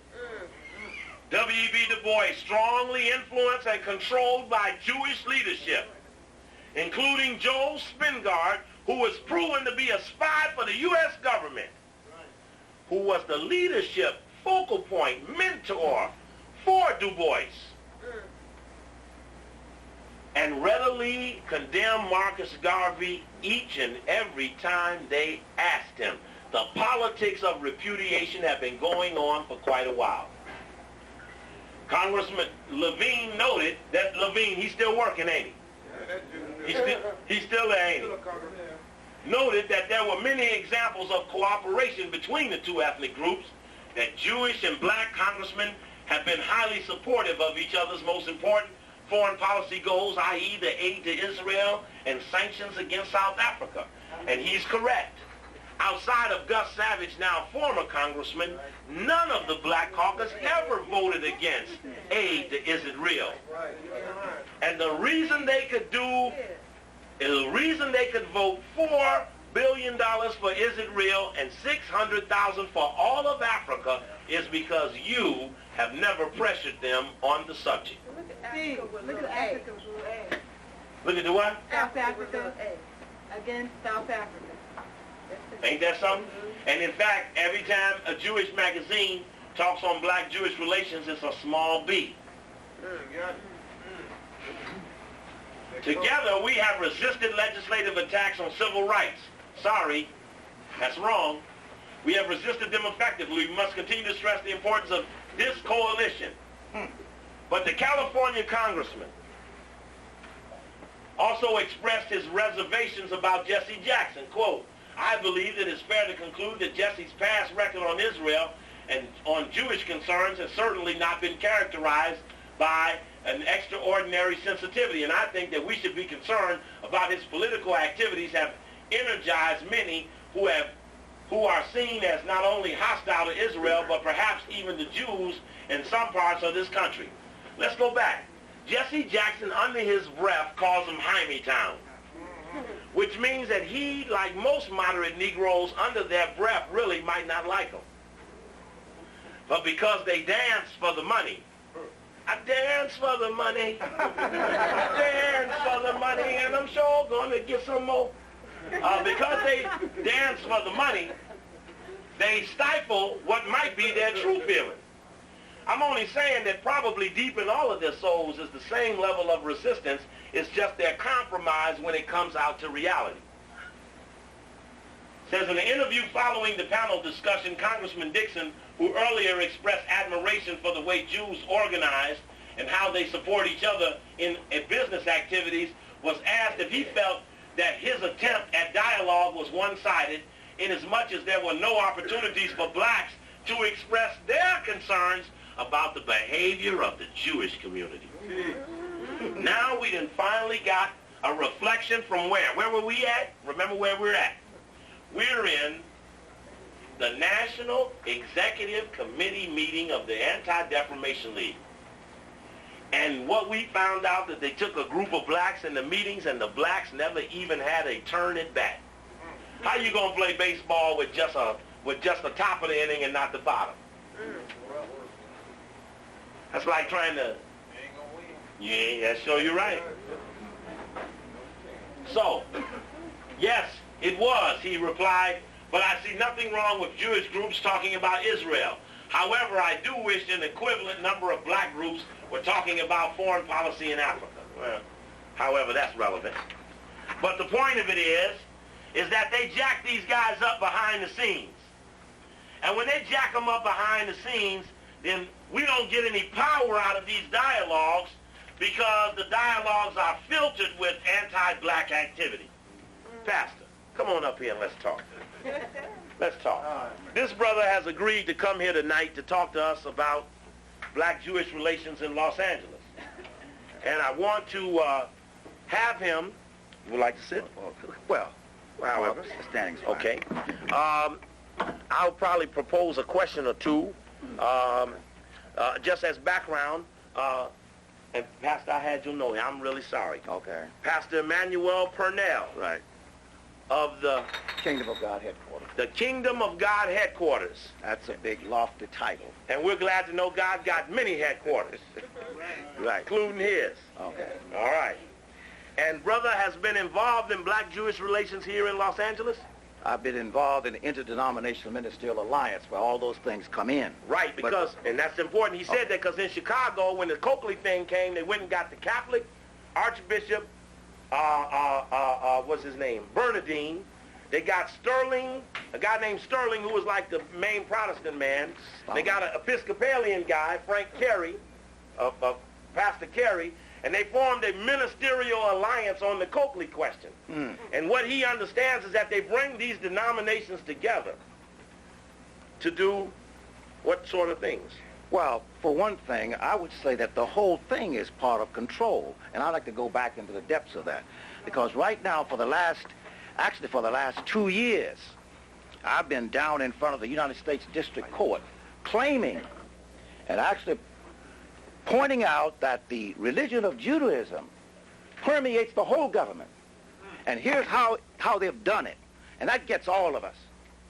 Their concept of right and wrong, their concept of good and evil, their concept of justice, their concept of peace, their concept of freedom, even of the Constitution, every bit of it is right there in the Constitution.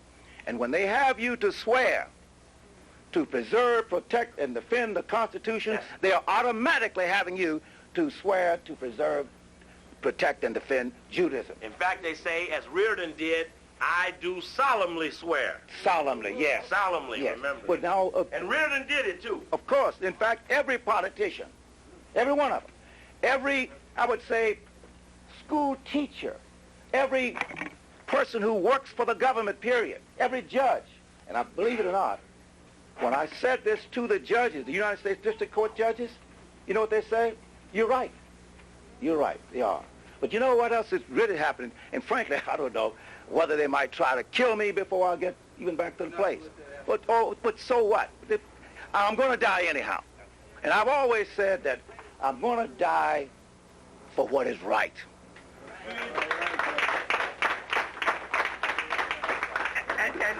And then we say it's about time that we stop having to die for doing what is right. Okay. All All right. right. Wonderful. But you know what, though? You said something, Brother Coakley, a little bit earlier. You spoke about a revolution, a change. That's right. You see, the message that I've gotten out of that book, and what I was brought up with, was about change. It was about a new kind of a government, a new kind of a kingdom. And frankly, the real issue with those called Jews and us, because they see in us the spirit that they were supposed to have had, that they don't have. That's right. They hear in those spirituals the songs of the kingdom of God on earth, and this is what they were supposed to represent. And because they know that they could not have taken over this country, they couldn't have taken it over without having the race. That fellow Blumenbach, he was born in 1752 and died in 1840. It was during that same time that they were colonizing Africa. At the same time. And at the same time, they were also trying to really take over this country, I mean full-fledged like they have it today. And they knew that they couldn't do it except they had some way of dividing up the Christian-oriented people. Now, in this Bible, the Bible that I have, called the King James Version of the Bible, there was no reference at all to race, only the foot race. And this book also says to have respect for persons is not good, for a piece of bread that man will transgress. And even another one says that you mark those people who cause divisions contrary to the doctrine which you've learned and avoid them. For they that assert serve not our Lord Jesus Christ, but rather their own bellies. And why are they doing it? For just that. But I want to go back a little bit here to the Jewish question. Frankly, as Coakley pointed out, and I know that if you really study the Bible, you will know that that Bible could not possibly have come through Jews. Couldn't. It couldn't have. Abraham was born about 1300 B.C. You have the Hammurabi Code that was around more than 2000 B.C. Actually about 23 or 2400. They even have. You see some very deadly things in Abraham. You see, not only did he say he bought people with his own money, the so-called slave owner, but this fellow Abraham, when you really look at it, when he went down into Egypt, and he was always around Egypt, his sons, Isaac was gone into Egypt, so was Jacob, all the rest of them in Egypt. But this fellow Abraham, when he went into Egypt and lied about his relationship with Sarah, you know what the Egyptians did? They put him out. They say, you're gonna defile the whole land. But you know what they did to him when they put him out? They loaded him down with stuff. But now listen to Abraham. When Abraham put Hagar out with a child, what did he give her?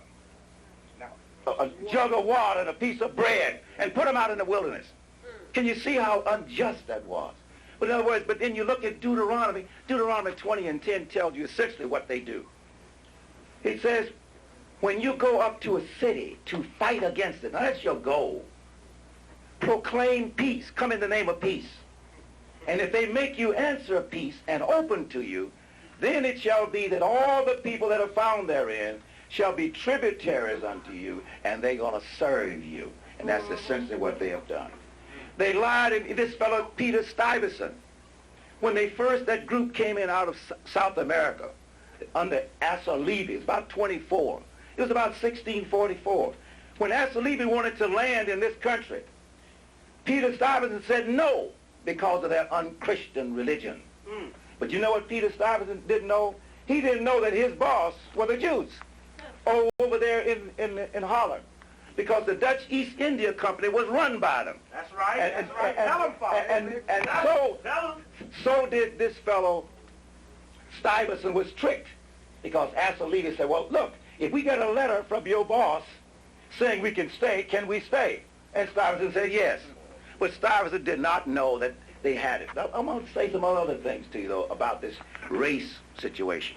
Now, Copley made it very clear, and I was very pleasantly surprised to hear him use the name John Frederick Blumenbach, because this is the guy who actually did all the race classification things. And I'll tell you what, you can find it out at UCLA, the Biomedical Library. In fact, I'll give you even the call numbers if you want it, where you can go at Negroes, at colored or whatever. They have played a pivotal role in almost every war that this government's been in, almost every time. In the Revolutionary War, you know what the British did? They promised those people called slaves, okay, we will free you if you join with us.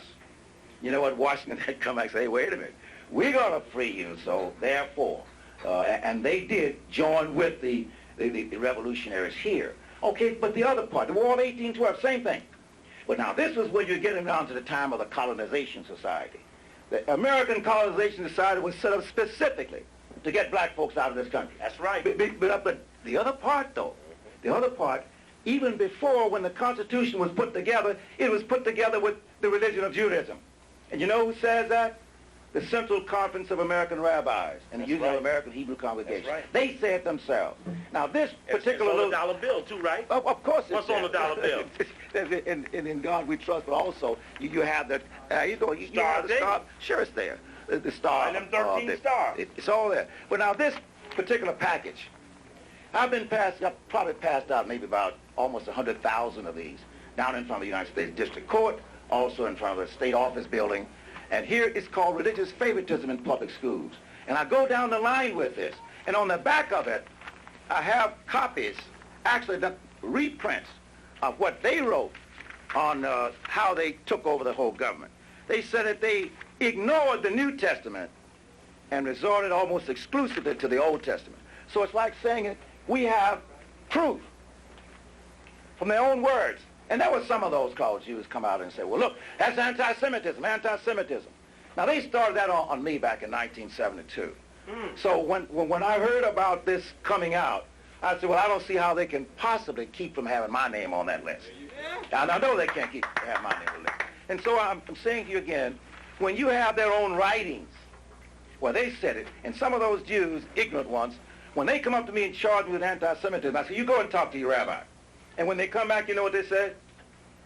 Very sheepish. Well, hey, you're right. But they don't say it openly. Now, here's what the other plan for the revolution. There is a new concept of all those old ultimate values. And believe it or not, right now in the state of California, they have just adopted a whole pamphlet talking about teaching about religion in the public schools. And they're supposed to do it. Now, when we start together, so we want all points of view, and I like what he had to say there, we need to sit down and listen to one another. It's very obvious that we've come different ways. It's very obvious we've come different ways. And they want to make sure you come different ways. And right now, they've been controlling the input of the minds. Now, if you control the input of a person's mind, hey, you got them. And this is what, though, they've also done to the preachers. They came to one interdenominational ministerial alliance meeting and said to us, say, look, all of you that want to get big church buildings, there's a lot of money for you here. Who said that? Oh, mercy. It was coming out of the official government. In fact, some of Bradley's people was relating that. And so all these churches you see around here now, brand new buildings and big edifices, frankly, they are already controlled. And you know how they control them? In the first place, they have to swear that they're going to preserve, protect, and defend the Constitution. They have to. That's part of their Articles of Incorporation. When I heard Brother Copley speak about tax-exempt status, when you got that, hey, you have already sold out. You are not being led by God and by God's Spirit anymore. Now you're being led by Babylon. You've been led by the government of the world. You've been led by Caesar. And so how in the world are you going to be prepared to take and possess the whole land when you've already devoted yourself to serving Caesar? You've already said, look, I'm going to serve you. And that's what the people are doing. But now, I will say one other thing to you, is that as far as we're concerned, when we start, and even small groups, when you start to take a stand that is really true, that's going to lead to paradise on earth, you're going to see people gathering from all over. The book said they're going to come from the east and west and north and south, out of every nation, every kindred, every tongue. But they're going to come to the Word of God. They're not going to come to so-called race or national division, the classes. They're going to come to the Word that leads to the kingdom of God on earth. Now, our whole organization, I would say, is based upon that, and there are a number of books.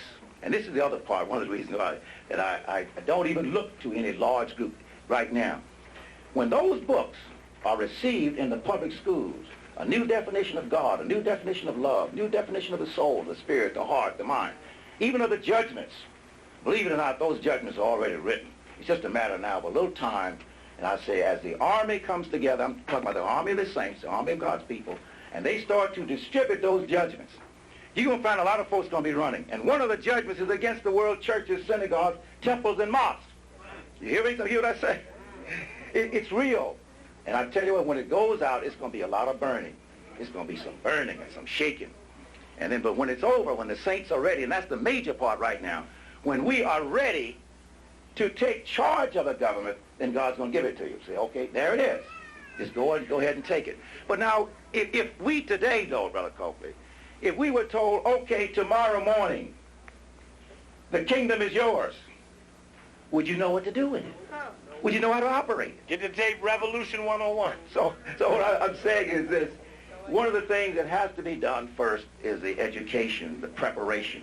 And frankly, when it is prepared, then it's going to be very simple. That last trump is going to sound, and then the voice will say, it is done. The kingdoms of the world have become the kingdom of God. Those fellows, like indeed, they are indeed bought.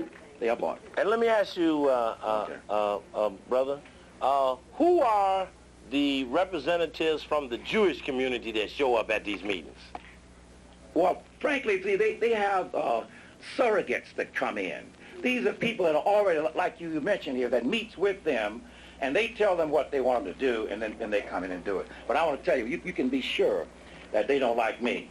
I'm talking about these preachers. Okay, now I got to ask you one more time. Okay, all right.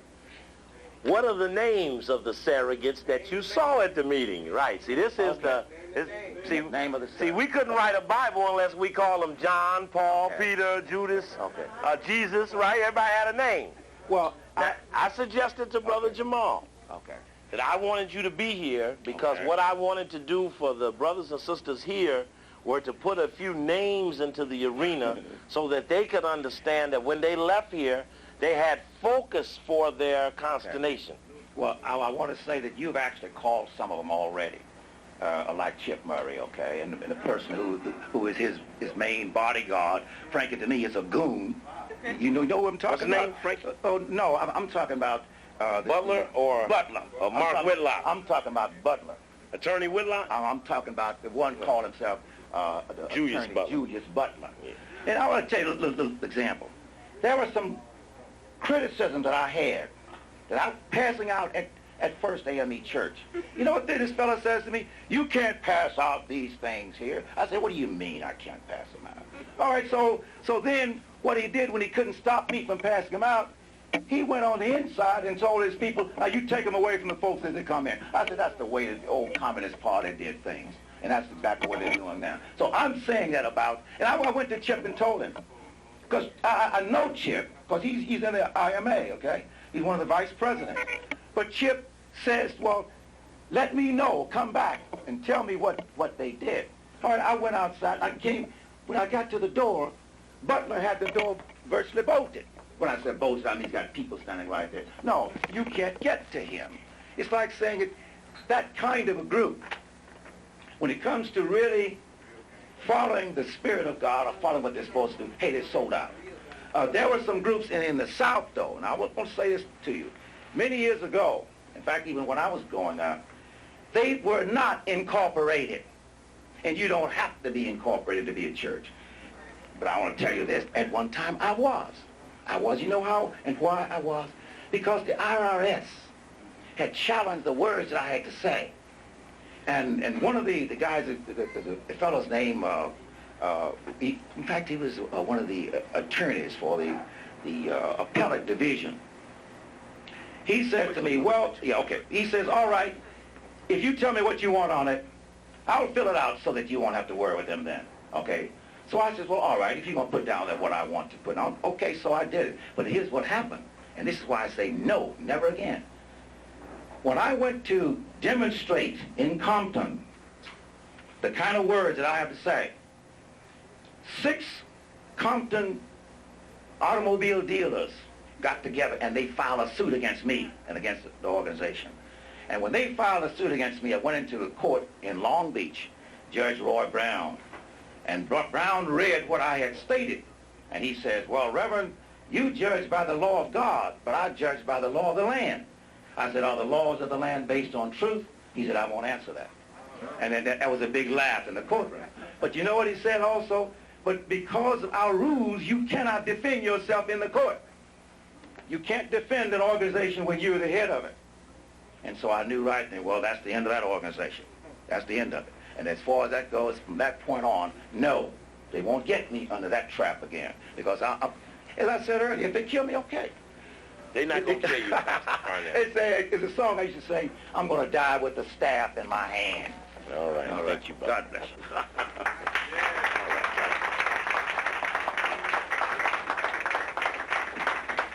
Which one is yours? This one yours? You're in big trouble. You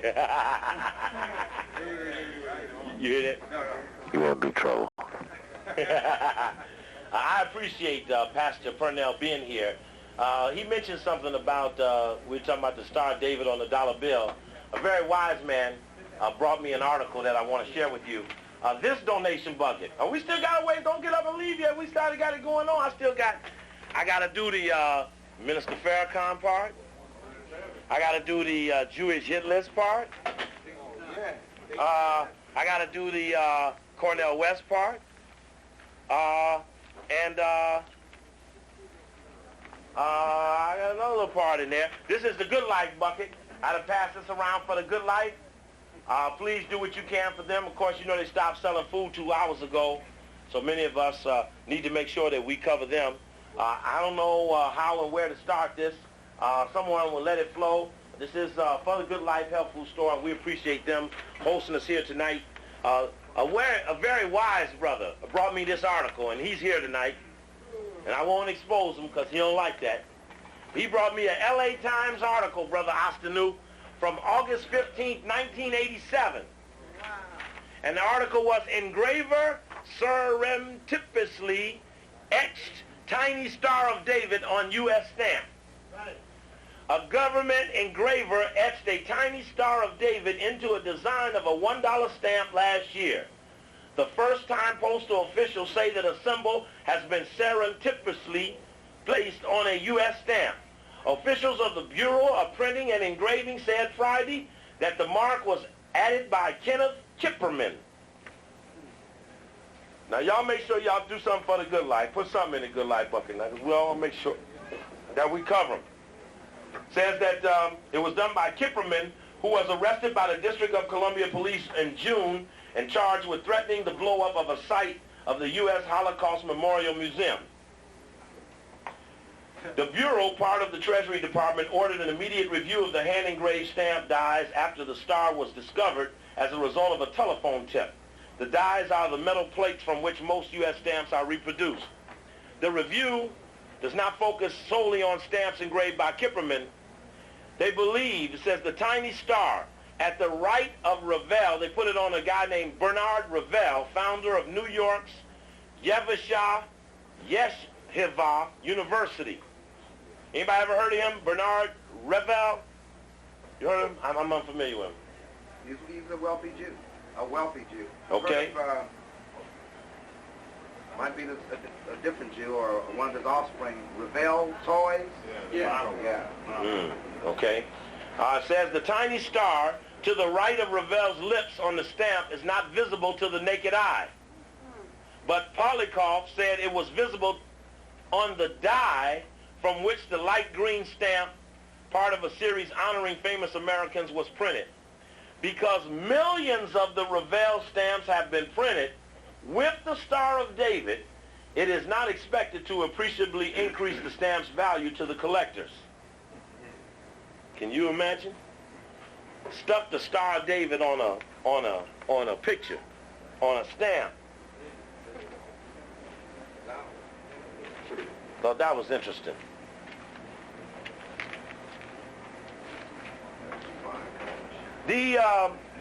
This story here is from a elected official's ward newspaper in Chicago. The Alderman Speaks. This is Alderman Streeter. As you can see, this is the original version. Of course, we got plenty copies, but I like showing the original version. And it says, Alderman Streeter recently revealed that he and several other prominent African-American leaders were among those listed on a Jewish hit list of people to be removed from public office or silenced, according to recent news reports. Controversial researcher Steve Coakley was also on this list, which surfaced prior to his firing. Now it looks like, and they mentioned other ministers and others in Chicago who were being identified. It says there are a lot of people on the Jewish anti-defamation hit list, Alderman Streeter said. Myself, Attorney Tom Todd, Luke Palmer, Minister Farrakhan, anyone who expresses views that they don't agree with, who will be next? The Alderman said that he would not be a part of any move to silence or castrate another black person. The reason I read that is because what his position was. He would not be a part of any move to silence and castrate anyone. Now I have a principle. If somebody is attacking you and they're not good or favorable, I will not lend to them any of my credibility to make them look better than they actually are, which could cause confusion if the fight comes. We're in an evolving situation where the dynamics of black-Jewish relations have changed drastically. Jesse, for years accused of Hymietown, went to the world's Jewish Zionist Congress and came out with that misnomer about what really Zionism was. You okay, Cameron? Yeah. Okay. Speed back. Yeah, when you moved the mic. It seems as though it was speed backing while I was up here. Okay. We also know that the black-Jewish relationships that have developed around the country, as I mentioned earlier, were forced underground. We know that we started the process of identifying each and every person who was involved in the castigating of black men and black women in their positions, and we alert any and every black person that they have the primary responsibility to stay away from the people who have past records of disrespecting the servers of our community. In the story about Steve Coakley, the whole Steve Coakley attack was led by two guys on behalf of the Jewish people. One man is this man who you can barely see on this piece of paper. His name is Irv Kupcinet. He's a columnist like Hedda Hooper or Walter Winchell or whoever you think is a prominent gossip columnist. He's been in this job over 50 years. He's been in Chicago. In fact, if you got some old films of Malcolm, you'll see Malcolm arguing with Irv Kupcinet. It's been around many years. When the Tribune broke the story on Steve Coakley, which appeared May 1st, 1988 in the Chicago Tribune, and I mentioned here having the long list of the computer printouts of all the Coakley articles over me being attacked, including the dates and times of those in the LA Times, which all you got to do is hit my name in the index. Everything will fall out. But look at the names of the Jewish people who are my accusers. Two names that will predominate is Irv Kupcinet and Rabbi Robert J. Marks, who heads the Jewish Council on Urban Affairs in Chicago. The Jewish Council on Urban Affairs was the group that did that early warning spy system that set up the 25 groups that had the ADL, the American Jewish Congress, the American Jewish Committee, and all of the other Jewish and black social service agencies involved in it. This early warning system, of which I had secured the documents for, and in fact I grabbed a black man named Joe Washington and threw him on the wall at a meeting in a restaurant in the basement of City Hall, where I had told him I had heard he was involved in spying for the Jewish community. I jacked him up on the wall and he said, "I'll get you the files." He went back to his organization, which was the Citizen Schools Committee, and took every single file that was in there on the early warning system, which is what you see right here. The grant, I've talked about this in every lecture. Every Savior's Day I spoke on this grant. Every time I ever lectured, I always use Cecil Rhodes and I always use the Jewish Council on Urban Affairs spy system. And that Jewish Council on Urban Affairs spy system was led by its chairman, Rabbi Marks. And these are the organizations who became a part of that early warning system, which is what that ADL is doing, that spy system, that early warning, that monitoring things before they happen. Here is a list: the Urban League, NAACP, Operation Push, Human Relations Committee, Committee on Human Community Relations Service, etc. League of Women Voters, organizations who participate in the early warning spy process, which is where I first ran across ADL spying. But it was against Rabbi Marks that I attacked, and the attack against me was to protect Rabbi Marks and his agent, Jane Ramsey. Irv Kupcinet, on the Thursday before my story broke, May 1st, 1988, Irv Kupcinet leaked the story in his column, which is what his column looks like in the Chicago Sun-Times, as well as on his TV show, and he articulated the fact that I was one of the worst guys he ever saw, and he was going to do everything he possibly could to see me wiped off the face of the earth. And I picked up the phone from the mayor's office and I called Irv Kupcinet and asked him, what's to this story? He said, Coakley, you're a damn slimy dog. You're a bastard. I hate you. And he just mouthed off. And when he finished, I said, are you going to tell me what's in the story or are you not? He mouthed off some other comments, some of which I didn't even know what language it was in. My mama mailed me this story. Says, I met with Minister Louis Farrakhan. I hadn't known before. To paraphrase a TV commercial, I tried him again for the first time, over dinner at his home. My impression that Farrakhan, the leader of the Nation of Islam, was bitterly anti-white and anti-Semitic, but the man whose guest I was at the palace, appropriately called for its elegance, may be changing.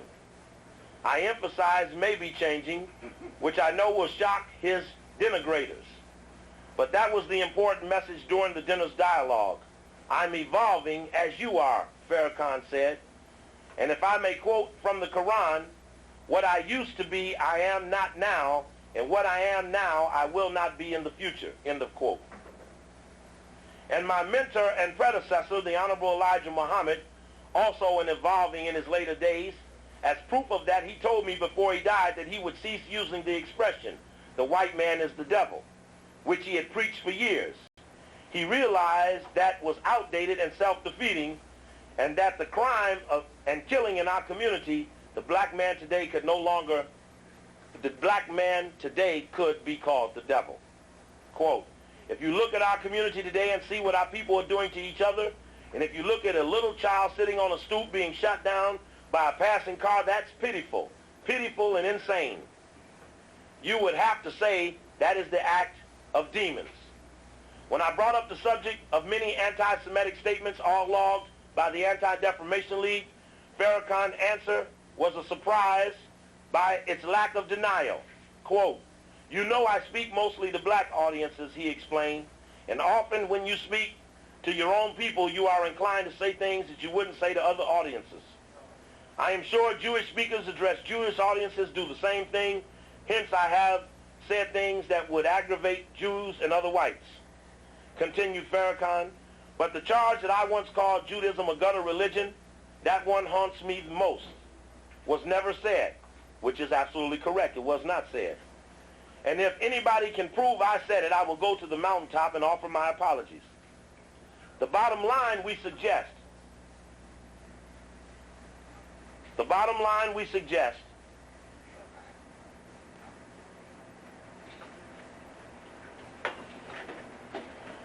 was the end of the shouting at each other. How do we accomplish that?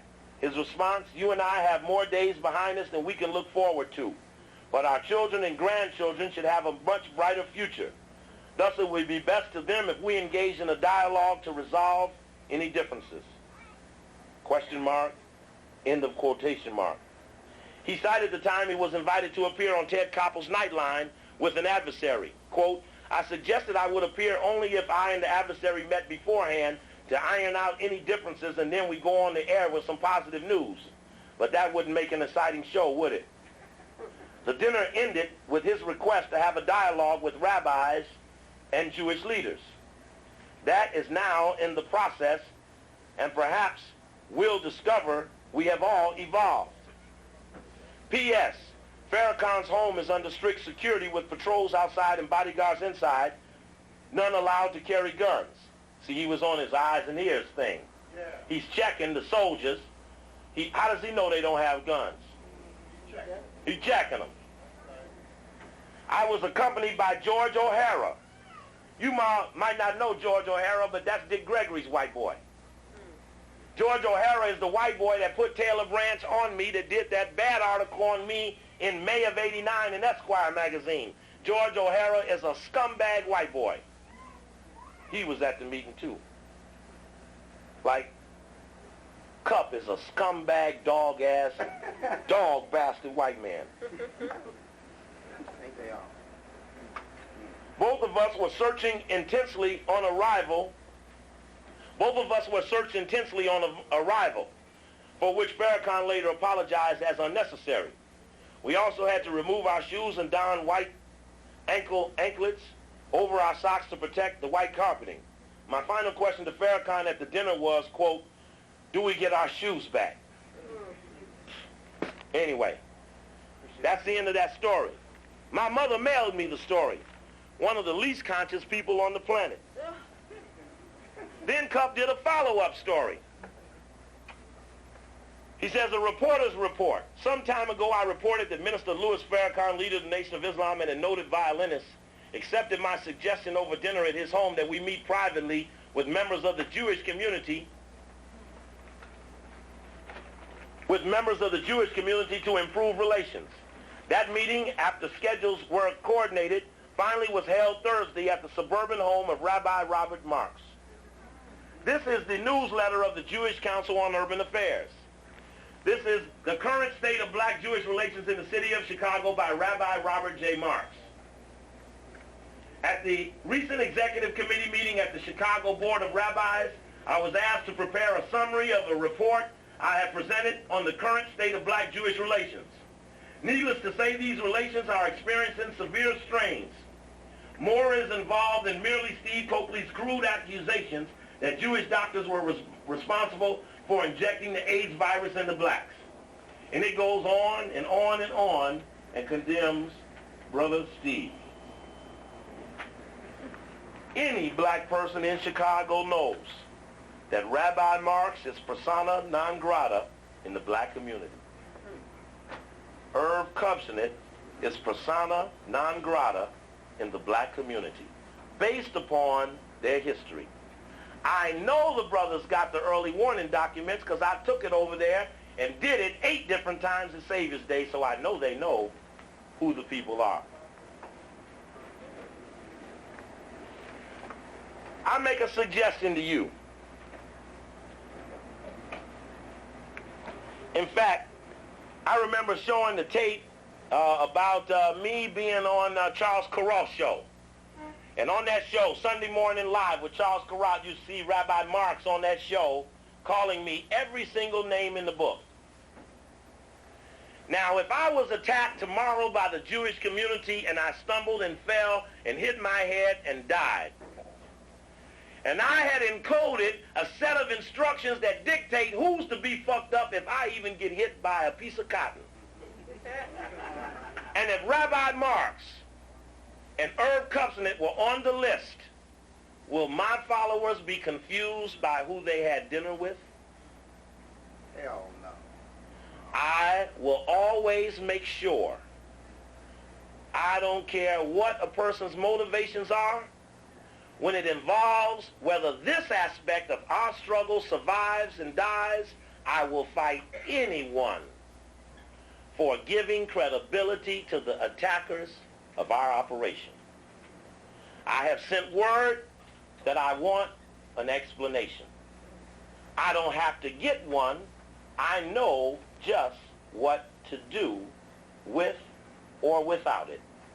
I have increased the pressure on Kupcinet and Rabbi Marks and Jane Ramsey and every other member of that operation because I believe, like I showed you at that summit, where Negroes who had betrayed us for years, profiles were being retooled with pictures of people that we love and respect. I love the brother, the organization, and the people, but we will have principles in our relationships with the enemy, and I will know you by what you do, not by what you say. If Rabbi Mark shows up here in L.A., I'd be all over his white, pink, punkish ass. Excuse my language. Irv Kupcinet is damn near dead. He'll be withering in the dust any day now. But we must have principles about people who have sought to ruin things we want. If you don't want nothing, then I guess you got nothing to fight about. But there are things that I want that for us that must be achieved, else we will die. We are coming up on a situation where the hungry are going to fight the righteous because the righteous believe they have forever to make the revolution come about. We will work out no differences with the white man because no white man has ever come forth in honor and trust and kept one single deal he made with any of us, our brothers, sisters, cousins, fathers, uncles, or any other relative, and no black man will give the perception of that dope called hope that there will emerge some white man, especially out of the fake Jewish community. If they call themselves a rabbi, then they must be the devil, because we know they are the rabbi of nothing but evil and hate. Yet they are the ones who are called the pursuit of the haters. It's the ADL that put up the anti-hate law action. It's the ADL that plays out the World of Difference program, which was financed by Milliken. After years of receiving support from Meyer Lansky, the Jewish gangster, because the Jewish community, including Kupcinet, is well and been actively involved even in supporting Gruzak. Jacob Greasy Thumb Gruzak, the Jewish gangster, who was the business manager to Al Capone. He's the big-time money man. Al had the muscle, but Greasy Fingers had the smarts. We've never even dealt with the role of drugs and murder in our community and the Jewish mafia Italian connection that put it there. You ain't even talked about that, ever, let alone the diamond men pulling Jews and the rest of them. I make a suggestion to you that the Jewish black thing is a thing that goes on behind closed doors, and if it's good, bring it out front and let us all see it and hear it. Don't let me catch my name be brought up and you pass on your protection of the brother. I've never